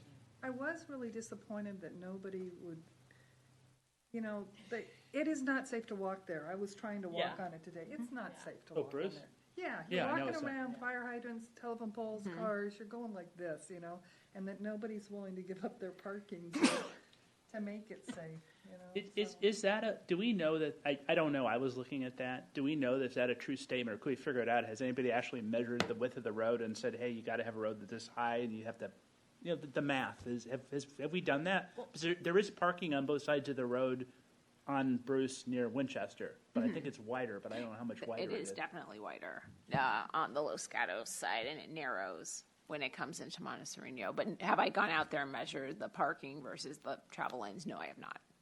So that would be I think a next step, a concrete next step would be to start exploring what are some traffic calming measures that we can do on Bruce for the part that is in Monte Sereno, and then even figure out what Los Gatos. Well, and partnering with them, Yeah. because they have more money and they have more staff too, and it flows one to another. Yeah. Figure out what to do. Maybe. And I'm curious also when they're on the pavement management, like when are they Well, that's scheduled what, that's to what I was be- thinking about with respect to the painting Yeah. also, you're not gonna paint something that's And gonna the be bulb paved out, over, yeah. If we could do something on that corner. there, Right. yeah. So it sounded like a two-part question. Yes. So for Los Gatos, I know they plan sometimes several years ahead of time on their pavement man. I just got a call from them about Bicknell the other day for like 2 years out. So I don't know if that's published anywhere, but I know that they plan very far ahead. And they typically call the city when it's one of those roads that are part city, part Los Gatos. So I haven't received a call about Bruce, so I can only assume that it's not on their radar, but I could check. And then the second question was about, I'm sorry, what was the second question? It's a two-part question. Was it when we're gonna look at, Oh, right. That was part of When the- is it on, right. like, the Monte Sereno Yeah. portion, when is that on, because it's a 5-year pavement management program? So it's definitely at the top of the list. Frankly, it was deferred being done this past year because we were having this conversation. That was my annoying question that I kept on asking 5 times, but. But it hasn't been reslotted for. No, but it has we don't plan that far ahead here, so the list hasn't been made. Okay. The slotting process, if I remember right, that was in January after some of this change. Is that a correct statement? If I it would were say- to be in the next year? Yeah, if it's going to be next summer, I would say after the holidays. So is if a crosswalk was put in at Winchester and Bruce, is that Los Gatos? That is Los Gatos, but that's something that I believe they would allow us to do. So if we were doing striping somewhere else in the city, we could just tack that on, and I don't see where they would object. Hard to believe there's no Want to, or would we crosswalks want to there. ask them to do it? Or also, right, we could ask them to do it because I know they just refreshed a bunch of ones over here recently. I don't know. I would have to ask. And one there, No, we'd have to there have isn't. them. Right, that would you be know. new, right. But we could inform them that came up in Yeah. the context of our meeting and, you know. Would that require a study just to do it, though? No? No, you can just draw it. So we'll all get yellow Yeah. paint and we'll be out there at midnight. We'll do it when the light power shut off and no one will No know. road congestion. So I think, okay, so then let's go back. A crosswalk at Bruce and Winchester would be easy, low-hanging fruit to recommend that either Lascadas, if they happen to be in the neighborhood doing it, that would be wonderful, or we should take a look at getting it done when we're out doing some striping. Okay. I guess the second part is how do we actually start studying the section of road that belongs to us and what some specific recommendations would be. I think that there's, talking to community members who said, oh, I don't want a sidewalk. It'll take away my parking. I want a speed bump. And it's like, I came into this commission thinking like speed bumps were the answer and have since learned a great deal about traffic calming efforts. And I think that that's I think providing them with options and continued education about what the possibilities would be is going to be really important to help them understand what safety could be on their street. Recommending that we start to explore traffic calming on Bruce between San Benito and... Do I remember Bruce was kind of on the low end of quality that needed major... Correct. Yes. I use the term, and I might be off base, it needed a Blanchard treatment. Am I that far off? No, I would say that would be accurate, yes. Okay. So it's pretty major stuff. So I They think- did the easy stuff Yeah. first, or they're doing the easy, they're doing the better streets first. I mean, I learned because Poppy was done. I said, "What? Well, Poppy's okay. Why aren't you doing Bruce? It's a mess." But then Jessica educated me, and then it was, now I understand. But Well, and because with that, similar to Blanchard, would it be community involvement about what kind of curb do you want? If you wanted to do something major, like put in curb and gutter or if it's something beyond just like striping, even if it was just striping, yes, you would want to do a community Yeah. effort like we did with the further, Palos yeah. Verdes and then the year before with Blanchard. Okay. Which I will say last year started in January and that project's being constructed right now. Yeah. So it's not totally out of the realm of having something done next summer. I think it's time we there's a really lot. do There's, some encouragement around actually having movement on. I mean, Dave Collins was there. I mean, I invited him purposely because he's really opinionated, but he's a smart guy, and he's the guy with the mess in front of his house on Bruce, and I'm sure he could organize whatever the answer is. He may not agree with it or agree with it. He would definitely facilitate a neighborhood meeting that would get discussion. Whatever. I don't know what the answer would be after they talked, but I think he'd have to back up and say, "Hey, look. Hey, maybe a sidewalk on one side would make sense, so we could still have parking on both sides." I mean, I don't know what the answer. There's math involved. I just don't have the answer to. But it's a second community. The answer right now is a second community meeting with Bruce, Specifically for Bruce. to start figuring out what the next steps are. Because Wouldn't the goal would be to try to somehow get Bruce on the safe walks to school? I mean, to me, that would be the goal you'd want, right? You'd somehow want a kid to be able to walk down Bruce and say, "You can walk to Dave safely." Well, I would want it to be safe. I don't know if I actually there's any benefit to it being a safe route, because I don't know the sheer numbers of kids who actually walk down that compared with those who come through Rose and onto Poppy. When I did my count, there weren't many kids who came that way or even went that way on their bikes to ride to Fisher. But I know that there are lots of kids who live on the street who would need to walk to. So I don't know. Does that make sense? Yeah.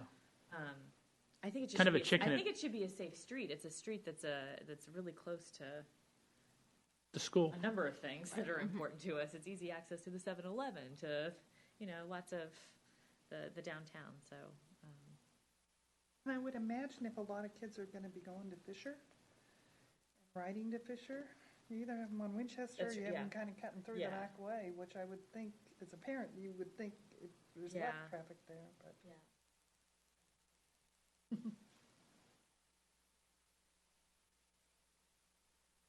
The thing we didn't mention was is there sign stuff that kind of came out of that meeting that would be other low-hanging fruit? It seemed like there was some the LED signs, or I mean, is that so is that was over very there. popular. Yeah, that one looked like it got strong That support. and the parking space that's at the corner. That's Right, on I the- heard that. The one in front of that one house, yeah. Which turns out is already no parking, it's just not painted. We didn't know that last time, and But so right. that, see, like, oh, so that's, Yeah. then we just need to paint it. There we go. Okay, Okay, more paint. there you go. Just at night, Okay. they won't even know what day it is. That would be a big win. Well, in terms of, like, I think that it seems like that street, you know, it's better to have two going, you know, Yes, that way yeah. than on Poppy. It just didn't seem, Yeah. you know, based on what I observed that one day. So the only thing is, if you have two lanes, so then you have a right turn lane, because people can get over there. We've striped, and probably due to the oncoming traffic on Dave's, we've striped this so it goes completely over here. So does that need, it would have to be moved for two cars to fit in there now. Right. Okay, so that'll be adjusted too. There's room, it just doesn't line up. Right. That, from my understanding, because I wasn't here when it was painted, was a temporary measure. It's not thermoplastic, so that it's paint, so it comes up pretty easy. So yeah, that wouldn't be difficult to be adjusted. Yeah, because it's not centered. Yeah, there's two Yeah, cars. it can't makes sit by everything side shift by side, over, so. yeah. Okay, so just upgrades to that intersection. Appropriate turn, the no parking. Fixing the lines. If possible, that one space. I don't know if that requires anything, because it's probably not already no parking, but that one space coming out of the driveway. If like, for those, you know, just, it would be the parking space, if you're standing at the school facing Poppy, it'd be one parking space just to the right of the exit, you know, just so you can, Yeah. just so that nobody can park there. So if somebody's parked there, then cars who are exiting and going right have to go around a parked car and this way. It just makes it a little bit easier and safer, more visibility, and it's only one space. Yeah, and it's more just extending a red curb. Yeah, exactly. So let me ask you, if you have anybody more recollection of what was going on in the daycare parking lot? Somebody brought up that people were going in and out of the daycare parking lot, and it was really messy. Oh, well, you can't see. There's no line of sight trying to get out because it on their has a car. slight grade to it. So as you're coming up, you have to really edge your nose out into the sidewalk. And there's the tree. So wait, and where's the fence. daycare There's the parking fence. lot? It's before that driveway. Towards me, It's towards- towards you, like you're going to towards Vista. Bruce. Yeah. It's where the portable is. Oh, beyond that. Okay, Yeah. all right. So it's a really tough spot. And there's that fence that comes out and There's a fence jogs. that comes out, and then the kids are, it's just, So are people using that as a drop-off? I mean, it would be my recommendation that the district should. Yeah. The district needs to consider a safer alternative for drop-offs. Well, that shouldn't be a They should just close drop-off. it. And I think that that's a district decision, and I don't know how heavily Can we recommend the that? But that's principal something has, that but I came up. think that would be, it's not a safe, even safe routes that it's. So maybe we can just emphasize that that's a recommendation to the district, that it was brought up Yeah. several times. I mean, is there That's an easy- parking? There's parking there, isn't there? A couple? So there's parking, I think there are 4 slots and 2 handicaps.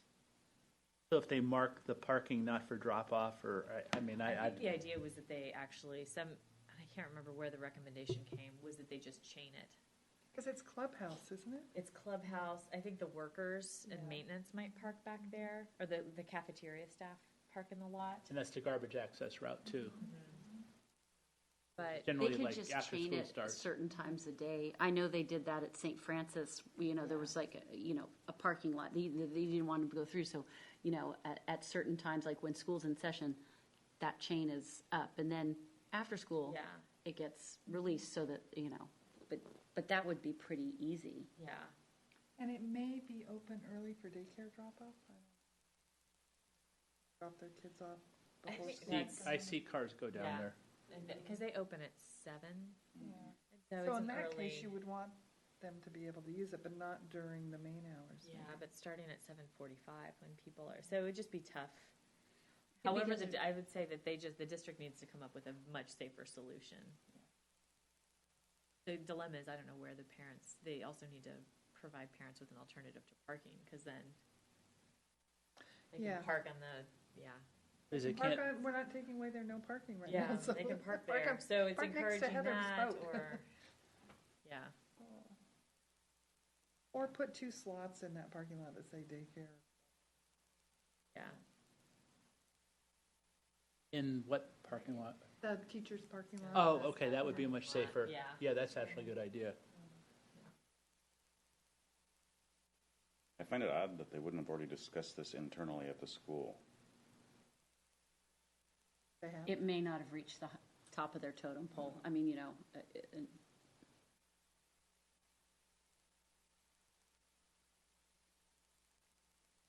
The other thing was the down Dave's Avenue near, what are the other streets down there? I drove down and looked, but there were comments about that. Corral Court. Then there's one right near Where the the school. sidewalk ends. Is that Equestrian. across? Oh, equestrian, yeah. Oh, going up in that Yeah, direction. Caballero, yeah. So the sidewalk does end, it's just gone. In the most dangerous part of the whole street, all of days, there's no sidewalk. But the street seems wide, and it's got the white striping on both sides, even around the S-curve. And is that bicycle lane, or what is that white striping? Is it parking, is it?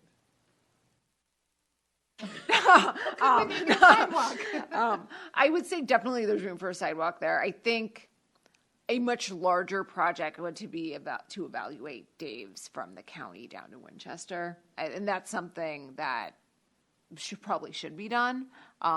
There's no reason that you couldn't continue that sidewalk all the way to the asphalt walkway further up the hill on Dave's. Like, there's no reason that can't be continuous. It's besides money, basically. And all Monte Sereno, all that part? I believe so, because yes. Because that seems like a great project to push forward to get some county money, some whatever kind of safety money and stuff to. Yeah, especially with To the keep volume that of on- traffic now, as opposed to probably when the road first went in. And it's just such a dangerous area Oh, to it is. walk, and it's broken. It's that one section is Right. not there. Yeah, in the most dangerous part of it. Yeah. Talking about the site across from the school, right? And the others, the church side of, No, When- it's No, actually, by the it's S where actually you- most of it's on the other side. Yeah, on the school side. Way past. way past. It's Right, like the if you're S-curve. heading towards Highway 9, there's that big S curve. Oh, it's on the. before oh, you there's- get to. There's nothing there. Right, Yeah. it's just the sidewalk ends at whatever it ends at. some I used to jog up there when I was Equestrian, right? jogging. Does it end at Yeah. equestrian, and then, was there a request, I didn't, for a crosswalk at Via Caballero? There was, a crosswalk could be put in because it ends, no sidewalk, and the sidewalk. S-curve is dangerous. We cross the street at equestrian to get to the sidewalk. So there's a portion where it's on Safeway for both the kids sides. to cross the street at equestrian to go onto the sidewalk. Or would they, I don't think in my opinion, you couldn't put a sidewalk on both sides. yeah, And it's already on, so And do you it's- want to just put a crosswalk at Via Caballero and on the southern side of the street, so that it connects with currently available sidewalk, and then you're crossing and walking with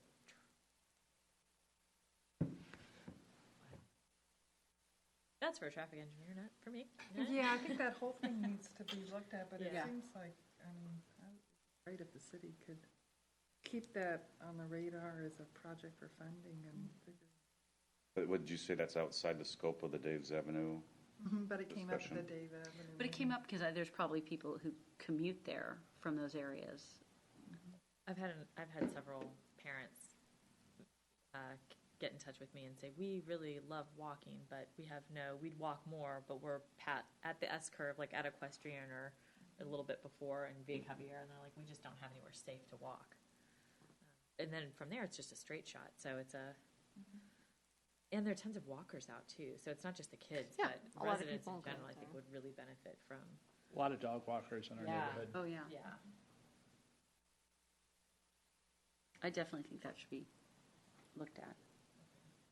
I want to go back to the strong support for the lighted signage. So thinking about something that could potentially be an easy win, that wouldn't break the bank. Sounds like is moving forward with considering getting the LED stop sign at the crosswalk at Bruce and Dave's in the church. The church, yeah. Let's throw one in on Bruce too. I can't see why we wouldn't pursue that. I think, you know. Yeah, specifically the one that does the time of day, where it like lights up at specific times of the day, so that it doesn't offend any neighbors. Because there's a house that's across the street who's actually painted their curb, Themselves. which is fine. They're taking the initiative. It's fine. Yeah, but I could imagine that it would be visible from their house. So does the church need to use it to have that lit too, though? Do they cross back and forth at all, or? Because weren't they talking about The using? kids from kindergarten, sure. And that people park there? On Sundays, yeah. So they kind of use the front part of the Dave's parking lot as overflow for their church members. So you'll see cars out in their lot, and the Dave's lot, and then they cross over. And are there motion-activated ones that? There's ones where you can like press a button for it. I would say most of them are kind of like dusk or dawn till like, a couple hours after sunset kind of deal. And they're not on at like 2 a.m. But they are on like when it first gets dark where people are still roaming around like 8, 9 o'clock. So knowing that people might be sensitive to that, but that there might be,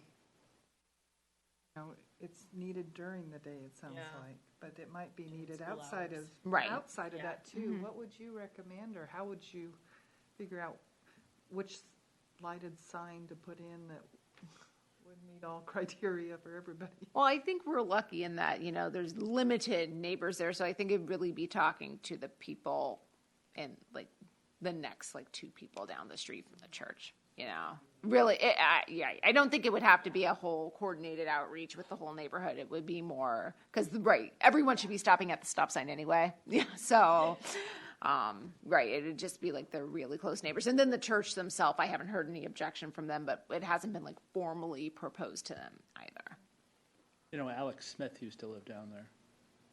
The 49er The football quarter. player? Oh. You think he stole his house, but that's beside the point. A couple houses down on the So Dave's side. are we thinking about one that has the lights all the time, no matter what, or one that you actually press a button and then it illuminates and it stays on for X number of seconds while people cross? So is it the stop sign that's being illuminated, or is it? Yeah.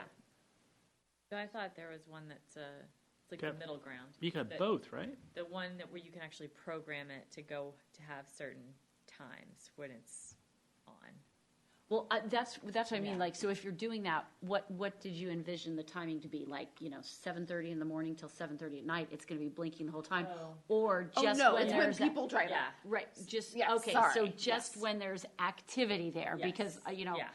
you talk to the residents if it's like boom, boom, Yeah, boom. all the time. Yeah. Like, Yeah. oh, Yeah. So is it motion? Like, Yes, I'm sorry. And I think someone asked that before and I wasn't clear. So yes, it's motion driven by the car driving. Okay. up. So Yes. every time a car comes That up, time it's like was both. okay, Yeah.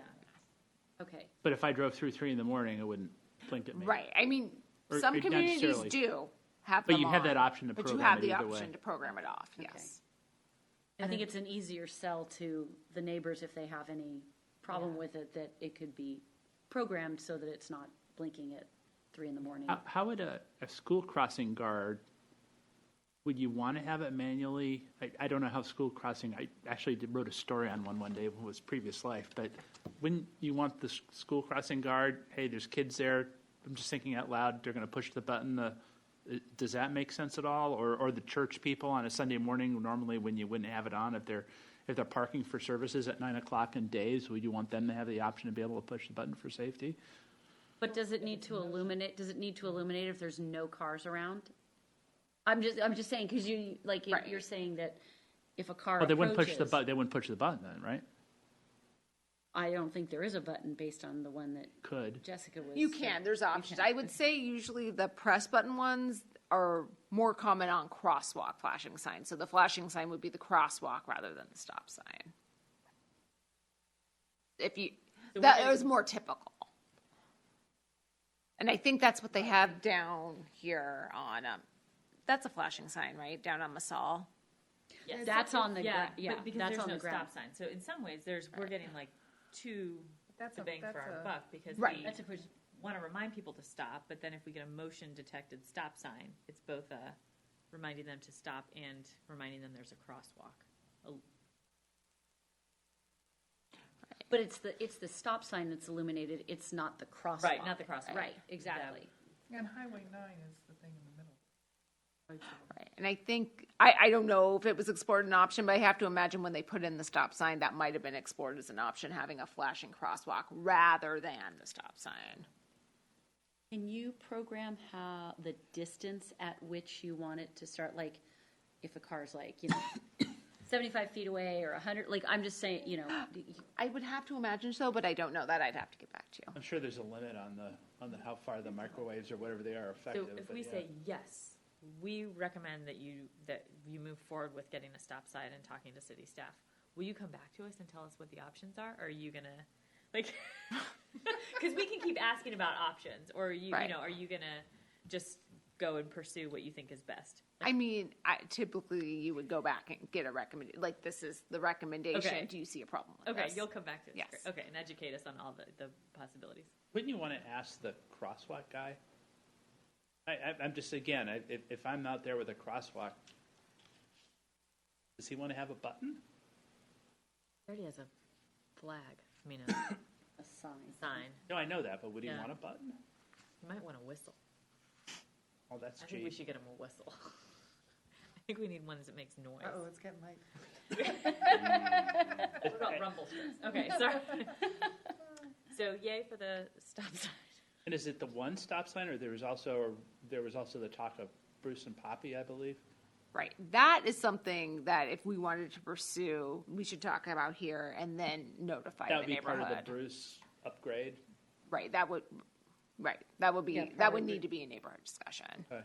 before you But step that would one. be- up. I've seen Wouldn't that that be a stop sign. traffic calming measure Yeah, for the Bruce? whole thing. Like Yeah, they need, right. we need to not we need to decide, but it needs to be a whole package about Right. how do all these pieces fit together to address the.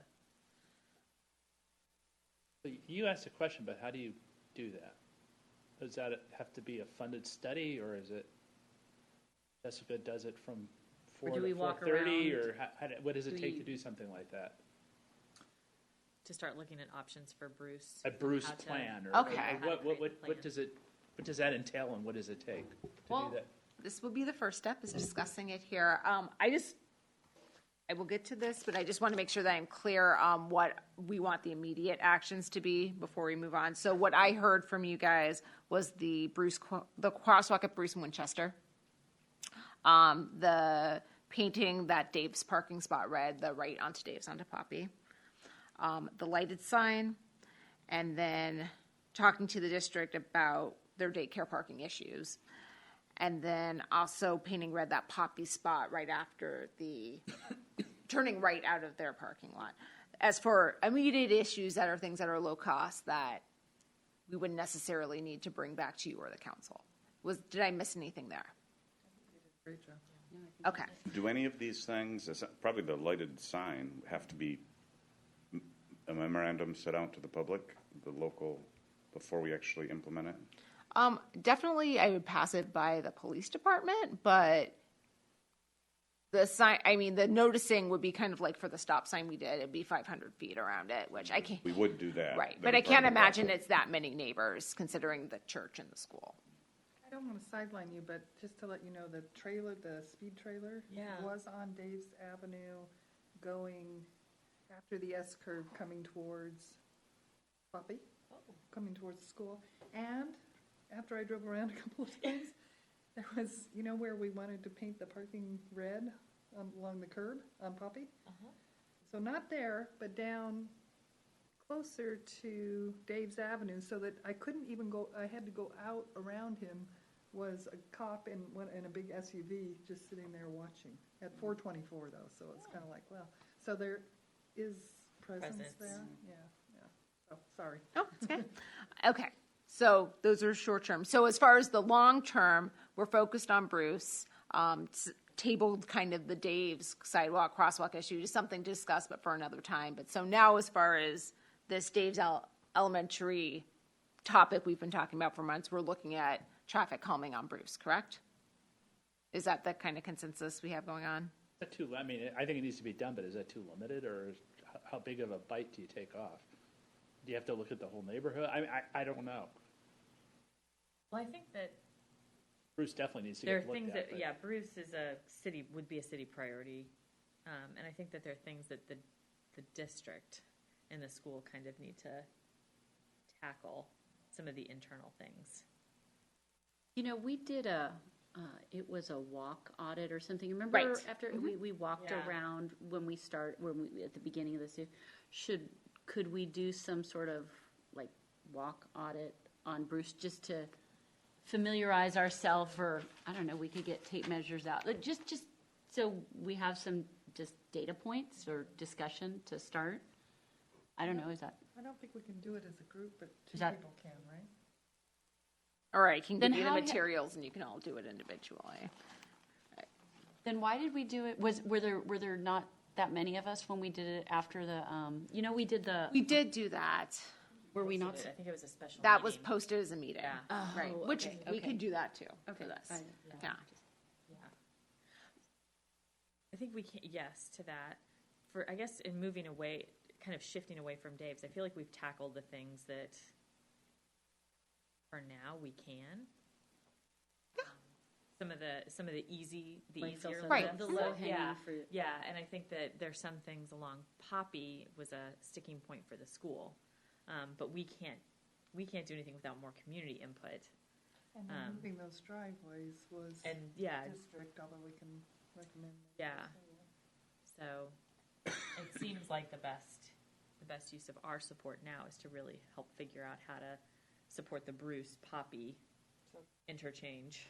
So maybe before, and we don't even have to do it together, should we just individually, before our next meeting, go and observe what we, specifically that area and, come back with some thoughts? And I can definitely, to get back to Phil, your original question, how do we get this started? There is a item budgeted in our budget for another, they keep calling it a Blanchard Lake Street. I like calling it a neighborhood improvement project. Right. That hasn't been allocated for this fiscal year. The money being spent on Pellsbury isn't up there. It was a carryover from last fiscal year. So this can definitely be that project. But right, to do something like that, you have to have some kind of engineering study, but before you do that, you kind of need to figure out what you want the scope of the project to be. And that's something that I think we're kind of moving towards. And that's more than you Right on the now. back of an envelope, not that, you need help from the outside world to do that. Well, right, someone needs to survey that, someone to actually have construction documents, but prior to that, we have enough information, and I can obtain enough information to determine what's feasible. And it was the gutters and curbs in the other cases? That's right. But I think a sidewalk would be appropriate on Bruce. But right, if every neighbor on Bruce comes out and says we don't want a sidewalk, that's going to be hard to pass by the city council. But we don't know that that's not possible at this point either. Fire hydrants, you have telephone poles in it, so it is more of a engineering feat, like. And the water drainage is an issue there. Right. Dave Collins will talk to you about that till the end of time. I just know it from going down it for 20 years. And how wide is it, could have, Yeah. So then is the next step in terms of starting to go down the Bruce focus project, seek more community input specifically around Bruce? Or do you need more input from us about more than just we need to pursue traffic calming and pavement management between San Benito? so you need to know what the goals are, and then you can hire somebody to study and do some engineering days towards those goals, is that it? I mean, honestly, I think that if I can determine, well, right, what's feasible, and after what's feasible, we can kind of, with the community, determine what is the best solution for us. It's, you know what I mean? It's not a major thoroughfare. It's not something that's going to impact a whole lot of circulation with that throughout the city. It's a neighborhood street, so I don't think we need a traffic engineer or planner to necessarily like study the impacts, but just to really create the construction documents. So I think that's somewhere we can kind of save money to later on. But right, first would be we can either solicit community input up front, like what would you like to see, or we could first say, here's what's feasible, here's what we saw as the group that represents you, you know, what do you think of this? I think you We need to kinda do, like I the- think you need to do that. I think you need to give some guidance that, Kind hey, of like look, the you know, community. if sidewalk isn't Yeah. possible because it's too narrow, then don't even tick them off by bringing it up, I was going right? to say, you know, you could be opening a Pandora's box to just everything, and I feel like our community meeting at Dave's was, you know, it was pretty. They were it was constructive. pretty It was good. good. It was efficient and constructive, and I think some good stuff came out of it. And it's like when you have a little bit more guidance, I think we may end up with a better end result. So Now, the one email which I think I forwarded to Megan was from Dave. The one input, and I don't have why, and I got it when I put 20 years ago when I helped push the sidewalk on Poppy, which was supposedly controversial, and now it's kind of a no-brainer. Why did you even think about it? But it's this balance between this bucolic atmosphere of the country lane with the, you know, the lamb and the Mary had a little lamb skipping down the versus having safety, because there's a lot of people that do like that, you know, 1957 Admiral Inglis image of Monte Sereno. I'm being a little bit tongue in cheek, but there's some truth behind it versus safety. So that we just need to be a little bit sensitive to that, because I mean, how many dead kids is having a bucolic atmosphere where there's a balance between the two? And we just need to be sensitive to it.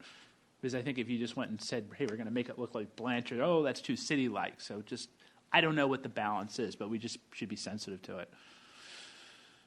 The reality is there's a lot of people around. We don't live on that little country road anymore. And I think was that's going to something- say, yeah. the population in this area, Yeah. compared to what it was in the 1980s. I absolutely agree even with you. before. But So it's all making sense to me now. So going back to should we do a walking audit? It sounds like.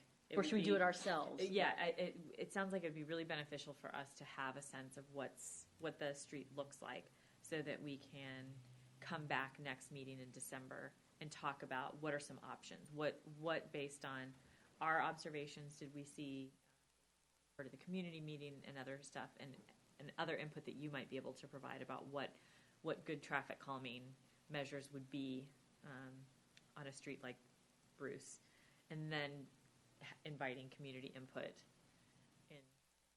in early 2020, so that we have time to get ourselves squared away, study it, have the game plan, so that we're a little bit more focused, and then invite people, whether it's here, we have a meeting here, or we do whatever forum is best.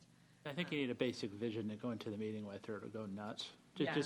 Yeah. So that would be our December meeting. Is that the goal for the December meeting would be for us to come together to say, what is our vision for how we want to solicit? Now, how does that work timing-wise as far as the pavement management thing goes? Because if it goes in the slot, I'm just thinking ahead, if it goes in the slot for the next tranche of roads, you have to have a decision in January, is that correct?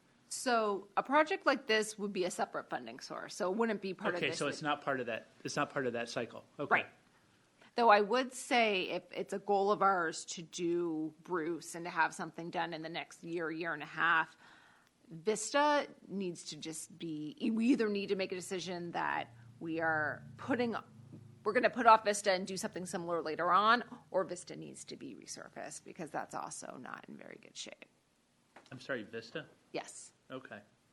I think it kind of leads a question. And one of my thoughts with doing the 3 streets we're doing right now is that whole Dave's Avenue neighborhood, a lot of it has curb and gutter. It's a more urban, for lack of a better word, part of the city than some of the streets out here. And so it would make sense for eventually to put a curb and gutter on Vista, but maybe that's not our priority, because that's not where the children are, you know. So I was kind of thinking that, because we're giving a lot of attention to Bruce, Yeah. which is great if it's part of the Dave's thing Yeah. and the kids, then we need to do it. But are there other places in the city that have worse problems than Bruce? Or, I mean, so there's a potential for kids there, so I think Right. that's it. But, you know, I know we talked about Winchester, we talked about Highway 9 being at, you know, is there something else we should be looking at that's a high priority that we haven't heard and we haven't got a letter and we don't know about, you know? I mean, when considering these projects where we're putting in basically concrete work, I think where we're looking right now is the most appropriate place in town.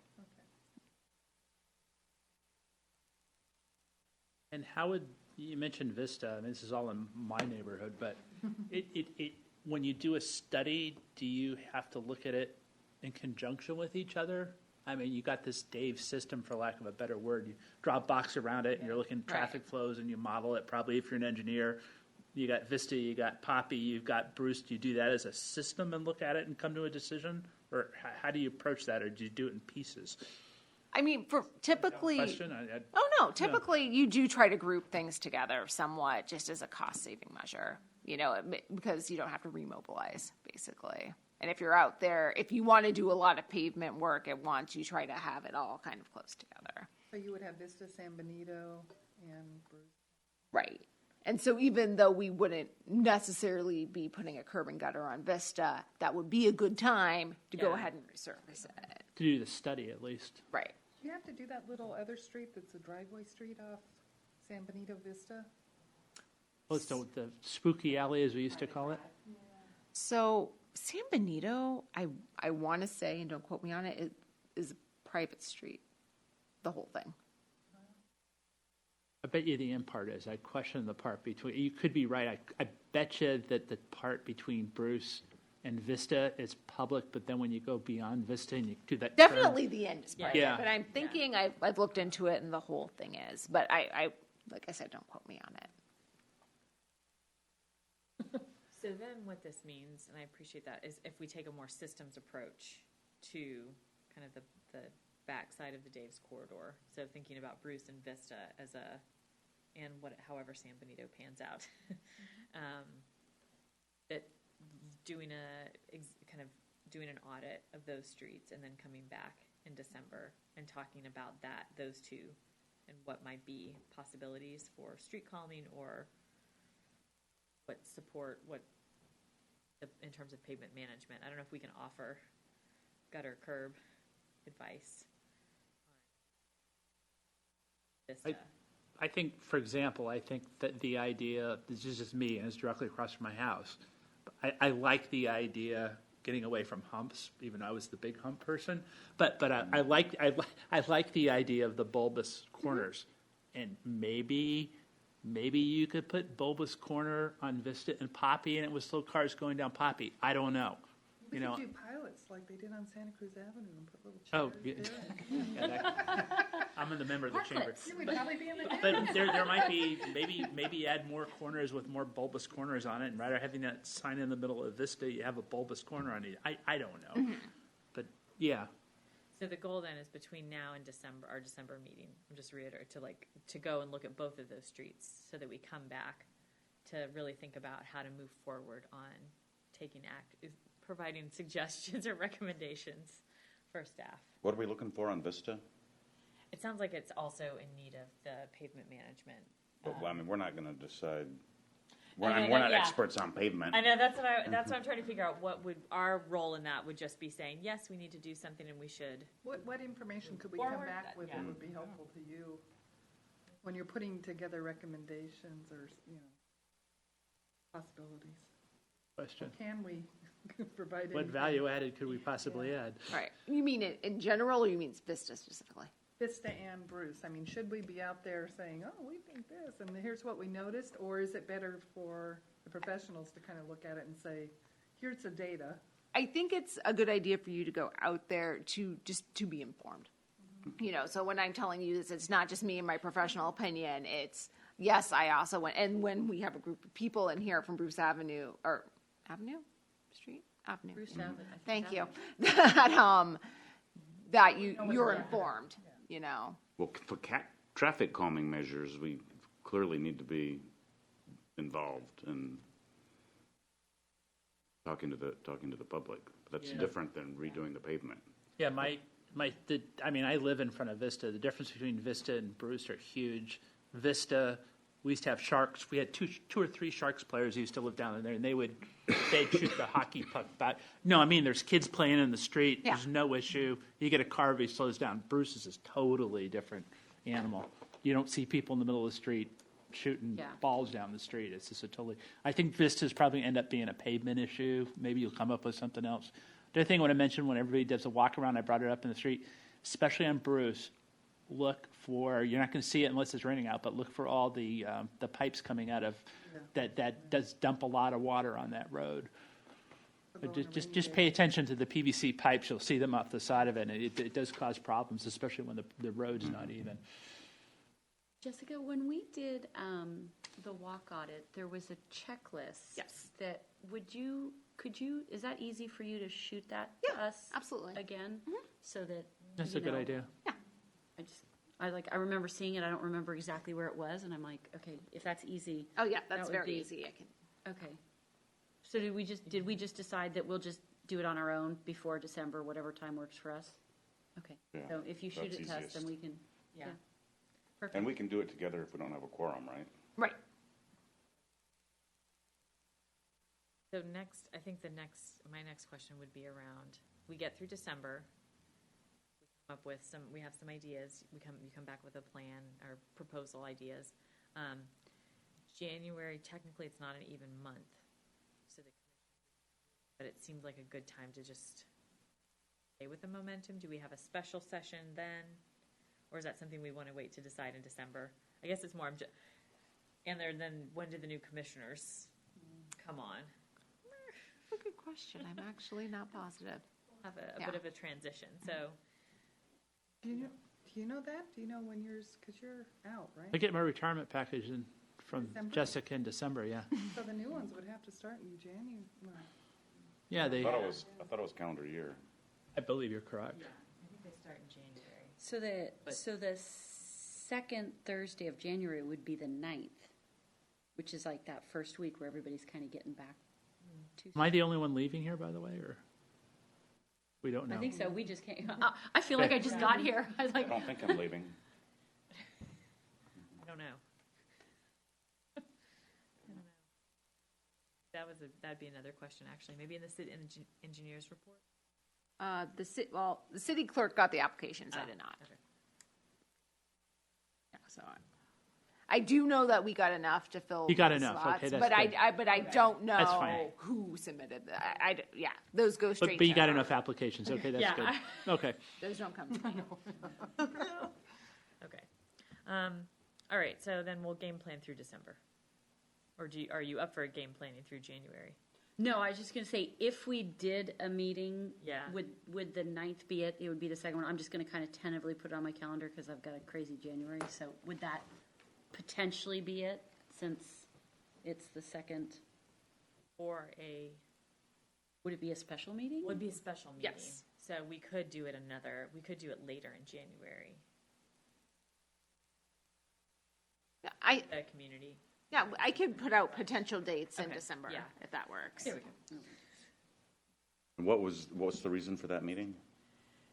To have community input. Oh, from community, residents okay, on okay. Bruce and Vista, as needed Vista. I think we'll decide in December. if we So need that could Vista. just be any night that worked for us. Yeah, That- I think and- like and the staff- last and one, staff yeah. and- Okay, got it. Yeah, Okay. but we'll have a lot better idea how important that is after we have our December discussion. Yeah. Okay, Yeah. perfect. How much input are we going to have for them to show them much? Well, it's like the Dave's one. I think that was a really good having kind of here are the different possibilities, traffic calming measures. Here are the Okay. options. I think educating. I think that to me would be the biggest. I mean, would we have a simple question like, gee, the road's wide enough and you can put sidewalk on one side and have parking on two? I mean, would we have that answer That's by also a January? pretty or- quick turnaround. I feel like we were, like, our Yeah. process coming up to the Dave's Avenue Community Meeting Yeah. was a little bit longer. I don't even know if that would be possible to say, let's do it in, maybe Yeah. we should just revisit, let's see how December goes, because then Jessica can Right. probably say, Yeah. you might need a little bit more time to prepare, Yeah. because, I think we'd want to have our ducks in a row and at least appear to be somewhat knowledgeable about the situation before we asked everybody else Yeah. for. Yeah, their the sidewalk, for example, would be key. No, it's not possible, let's not even talk about it. I don't know. Yeah. Right, I think, yeah. You gotta So- measure the road and figure out what's required, and sidewalks this wide, and I would say last year, and granted, this project being constructed right now is a bit more straightforward. I put up a mock-up of or had pictures of existing conditions, kind of like, this is what we're looking at, and had a bunch of Blanchard pictures, and really just had the neighborhood members who came out give me their concerns. And that's how the whole traffic striping on Palos Verdes came about, is because they had that concern, And I would say most people, for that project, their concerns were their driveways, and they had nice driveways, and how can we not cut into their driveway, which is good information too, But right, it was a kind of like a mock-up. Like at that point, the decision had been made of what kind of improvement there was going to be. And so I would think for a community meeting for this project, be like, here's a couple options of what this could be. And you'd need time. So, we need more time so to say it came down to, hey, we're putting a sidewalk on one side, because we need some safety. And Then somebody's you gonna have the lose the neighbors like, parking. if you want, not my side. Yeah, do you, you can't always get everybody for stuff. Right. At what point can the city just say, we're doing this, here's why? I know Monte Sereno doesn't like controversy. politics.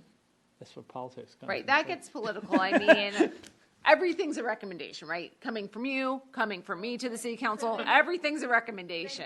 They make the decision at the end, yes. Or they get the big So there's no, hey, we met 85% of these needs, so we're doing it, because Right. state's law says we can. I mean, No. yeah. Okay. Yeah.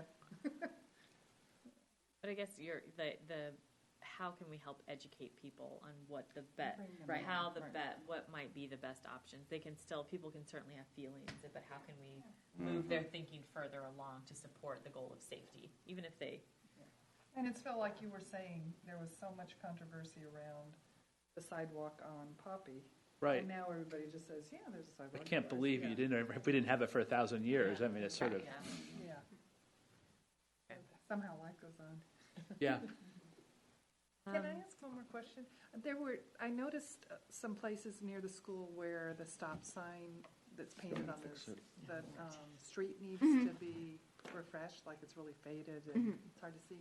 Can I just shoot you pictures of those? Or Yeah, streets? feel free to Okay. just email me. Yeah. Is there anything about the Dave bullet? Anyone? So Dave's is a little bit wrapped up, except for Bruce. Is that an accurate characterization? We're going to figure out what we want to do with Bruce. That's right. Yeah, it sounds like the recommendations Yeah. we made, they're right, low-hanging fruit, easy items to rope into some other work that we would be doing in the spring, summer. And so unless there's more discussion on it, we'd be tabling that. Out. Where did- I think without a lot of district input too right now, because a lot of it is about shared space, and how if we make changes, it will impact them, or if they make changes. I think that we're kind of we've identified the ones that we can take action How on. does the district, like splitting that driveway, Yeah. is that on their agenda or how does that get? Well, I guess, so two things that I know. One is that they don't have the budget right now to do any kind of large expended, that kind of capital improvement, I guess it would be called. And then secondly, I believe there's going to be a change in maintenance in terms of leadership in their maintenance department. So that is also, And on hold in their, yeah. Right. Yeah, and I don't know if there's I think aside from other things, I don't know if there's a huge voice right now at the school to say, let's explore these things beyond the kind of simple things that the city can do right now.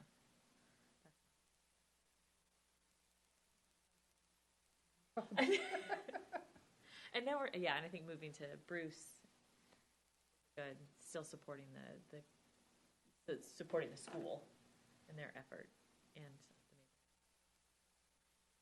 Is that a techie question? When you say Bruce, are you going by Poppy to where it ends? In my mind, no. No, I mean, it's Just because that's not really where, like, the traffic and, both pedestrian and vehicular are I believe really that's the right going. answer, by the way, but Yes. I thought I'd ask. But Would I be surprised if those people came out? No. No. And if you're doing pavement, I don't walk up there, so I have no idea if that needs pavement. But if you were doing the rest of Bruce, then it did. Right.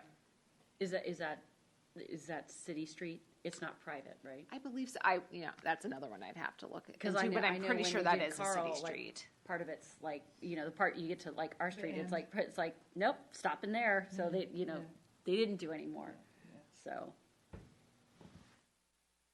All right, are we okay moving on to the city engineer's report?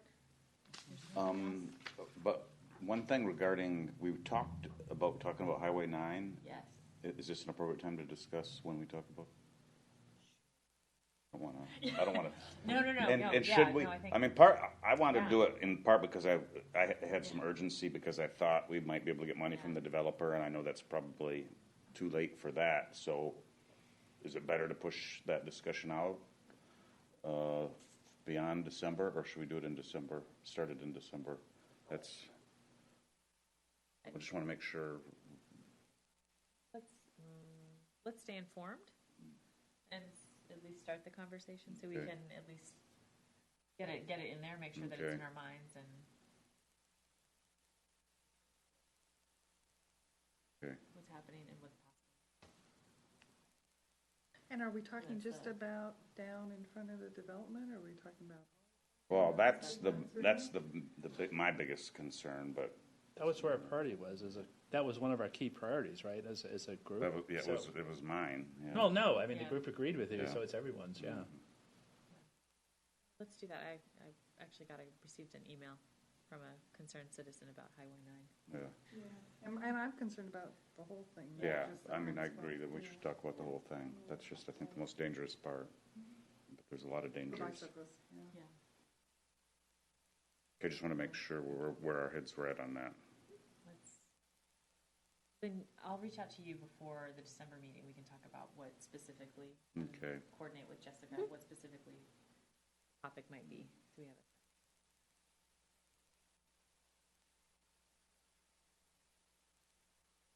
Now we're good? Oh, yeah. I'd say not much to, it looks like December is going to look very dissimilar to tonight. Yeah, I think the only thing going on right now is the work over on Palos Verdes and Equestrian and Via Vaquero. And that is taking a little longer than anticipated because there's no base rock under Palos Verdes. It's just asphalt on dirt. So had to back up and do a little more work than anticipated, but it's coming along really well. Haven't heard any complaints from those neighbors, which I think has to do with starting back in January, having discussions with them. So really important to do the outreach that we're trying to do here. But yeah, Is it a lot more expensive than anticipated? it's within the contingency, so not outrageously so. But yeah, I think we got a really good contractor, and the plans that we got were pretty good. So I think if we ended up with a project on Bruce that using some of those same resources that we use, I think would also speed the process along because we wouldn't have to go out blind to another engineer, basically. Can I ask you, I know that you said there was going to be a whole new, I don't know what they call it, where you assess all the pavement and that whole Yes. thing. When is that happening again? I'm expecting their draft in December. And so, yeah, I would anticipate that coming probably to the February meeting. And then I know you said that you were having something done similar to the sidewalks in the city, right? Right, so as part of that study, they were assessing that, Okay. yes. Mhm.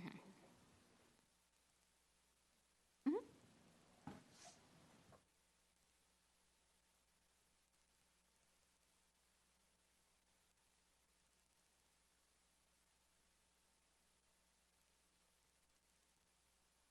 9:16.